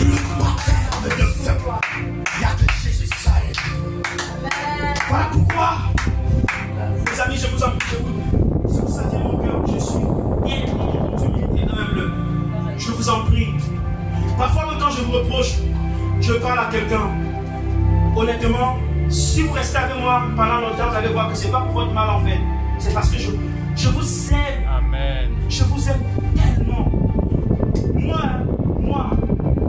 même avec ma propre épouse à la maison, moi je vous dis la vérité, elle me connaît.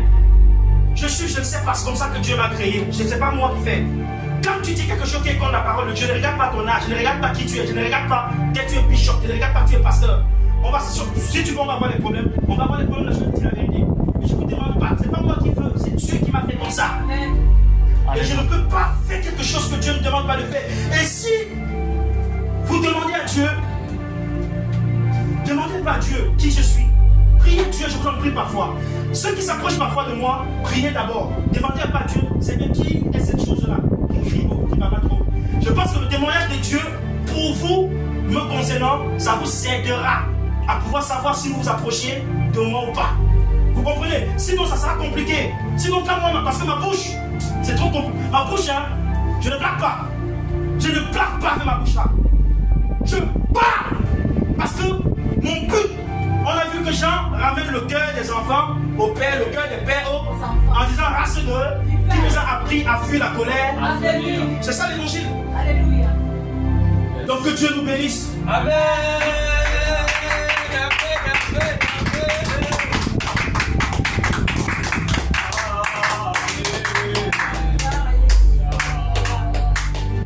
Je n'ai même pas terminé mon message. Si le Seigneur permet, on va terminer une autre fois. Amen. Mais sinon, vous allez voir que Jean après résiste. À un certain moment après, il lâche. Il dit, quand le Seigneur lui fait comprendre, laisse-toi et moi, il est convenable que nous accomplissions ce qui est juste. Vous voyez que se baptiser, c'est tout simplement la justice de Dieu. Et la justice de Dieu, c'était que Jean-Baptiste, qui est inférieur à Dieu, se fait baptiser. Attends, Jésus, Jean-Baptiste, qui est inférieur à Dieu, Dieu se fait baptiser par lui. Et c'était ça la justice de Dieu. Pourquoi? Parce que le royaume, c'est une histoire d'esprit de Dieu dans un corps humain. Ce n'est pas une histoire de... C'est pas ce voilà. Si cette époque arrive, c'est ce que Dieu a choisi, vous allez tous vous soumettre. C'est une histoire du royaume, c'est une histoire d'esprit. L'esprit n'a pas d'âge, l'esprit va dans l'éternité. C'est l'esprit qui parle en lui. Je suis obligé de m'asseoir. Je l'écoute. Si c'est le reproche, si c'est la puissance, je me connecte simplement. C'est une histoire d'esprit. Vous voyez un peu? Parce que c'est ça aussi la justice de Dieu. Je n'ai pas terminé mon message, mes amis, mais franchement, j'aimerais bien le terminer. Mais je n'ai plus le temps. Vous allez voir qu'à la fin, Jésus se fait baptiser par Jean. Qu'est-ce qu'il dit? Après qu'il se fait baptiser, l'esprit, si tu regardes très bien, l'esprit le pousse au désert. Mais comment maman il s'est fait baptiser? Mais l'esprit le pousse encore au désert. Tu ne vois pas que c'est bizarre? Il est baptisé. Jésus est baptisé. Mais le Saint-Esprit le pousse encore au désert. Mais c'est parce que vous comprenez? Mais on dit pour qu'il soit tenté par le diable. Oh, il était déjà rempli. Ah! On dit c'est lui qui baptise du Saint-Esprit. Il est Jean-Baptiste le baptise, le Saint-Esprit vient sur lui. Il va encore gêner pour boire. On dit quand il sort de l'esprit, il sort de l'eau, il sort du jeûne, les 42 jours, 42 nuits. La Bible dit Jésus revêtu de la puissance d'en haut. Ça n'a rien à voir avec être rempli, hein. Ça c'est autre chose. On dit c'est où on dit des foules viennent de lui, toutes les malades qui s'approchaient de lui étaient. C'est là où le réveil commence là. Donc, avant que le réveil ne commence, il y a vraiment eu un désert très horrible. Vous voyez un peu, il y a toujours le désert. Donc ce que tu traverses, c'est ça. Quand tu sais que quand ça ne va pas avec toi, je te contu. Il n'y avait pas quelqu'un que je lâche ici. C'est comme ça que je suis. Amen. Tu as 50 ans, 100 ans, ça c'est ton problème. Moi, je ne connais, est-ce que l'esprit qui parle? C'est le respect. Hein. Au contraire, tu ne peux pas comprendre ça maintenant. C'est après quelques mois que vous allez comprendre. Là, vous ne comprendrez pas. Mais quand le temps viendra, quand vous allez comprendre, vous allez dire, wow, je veux quelqu'un qui va me parler comme ça. Ça produit une repentance. C'est une guérison, c'est une restauration, c'est la connaissance, c'est la crainte de Dieu. Ça monte ta foi, ça monte l'amour de Dieu. Si tu as reçu le bon dans l'esprit, ça t'amène dans les mystères. C'est ça que tu vas faire. Tu ne veux plus avoir peur de quoi que ce soit. C'est ça qui fait le problème ont peur de toi quand tu connais ces choses. Parce que tu connais déjà le reproche. Amen. Parce que c'est les choses par lesquelles le diable aime souvent vous effrayer. Mais toi, tu acceptes ça, tu t'assois sur ça. Satan va encore t'effrayer avec toi. Si tu marches sur le reproche, le diable va t'effrayer avec toi. Qu'est-ce que je dis là? C'est comme un sorcier comme ça, il tape ta tête. Tu regardes comme ça, tu ris. Tu es béni, mon ami. C'est ça. Ah, lui-même, il aura honte. Mais il ne peut plus rien te faire. Il te tape. Toi, tu dis qu'il est béni. C'est ça. Il va s'asseoir, il va te regarder que non. Moi-même, je veux apprendre de ce monsieur. C'est ça, bah oui. Il va se convertir lui-même. Mais oui. Il va chercher la conversion. Est-ce que les gens comprennent? C'est pour ça que Jésus pouvait dire quoi dans la grâce? Aimez vos ennemis. Parce que, il dit, priez pour vos ennemis. Vous amasserez des charbons sur la tête. Parce que quand tu pries pour quelqu'un qui te déteste, tu aimes quelqu'un qui te déteste, c'est où ta bénédiction est activée. Ta bénédiction ne s'active jamais lorsque tu combats ton ennemi. C'est quand tu pries pour ton ennemi que ta bénédiction commence à aller. C'est quand tu aimes, tu donnes à manger à celui qui te déteste, c'est où ta bénédiction commence à avancer.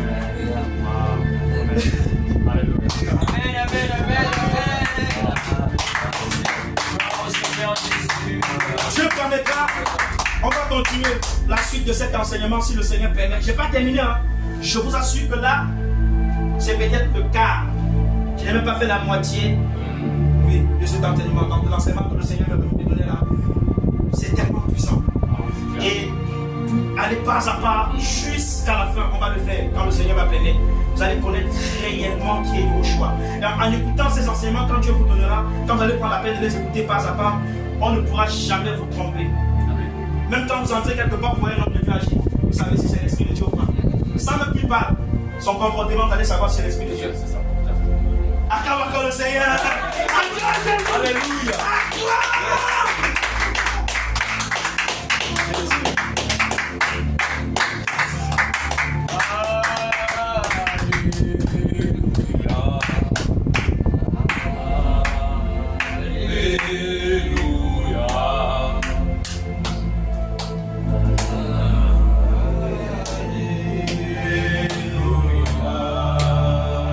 Ça vient, viens.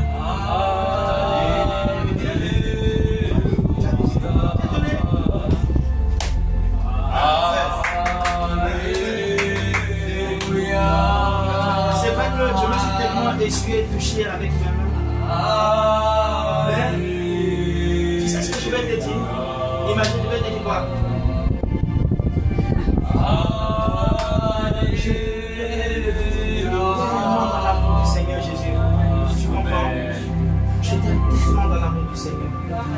Que le Seigneur te garde, te bénisse. Tu comprends? Vraiment, je prie que sa grâce nous aide, m'aide aussi, aide aussi. Tu comprends? Sois fortifié. Vraiment, sois en paix. Tu comprends? Tu es la bienvenue dans la maison du Seigneur. C'est comme ça que moi j'ai toujours travaillé, que je travaille. Tout le monde ici, ils savent. Comme ça que moi je travaille, comme ça que je suis. Mais bon, intérieurement, que je suis une bonne personne, je ne suis pas mauvais. Mais quand je suis devant le terre, parler de Jésus, même si c'est qui se tient la chose,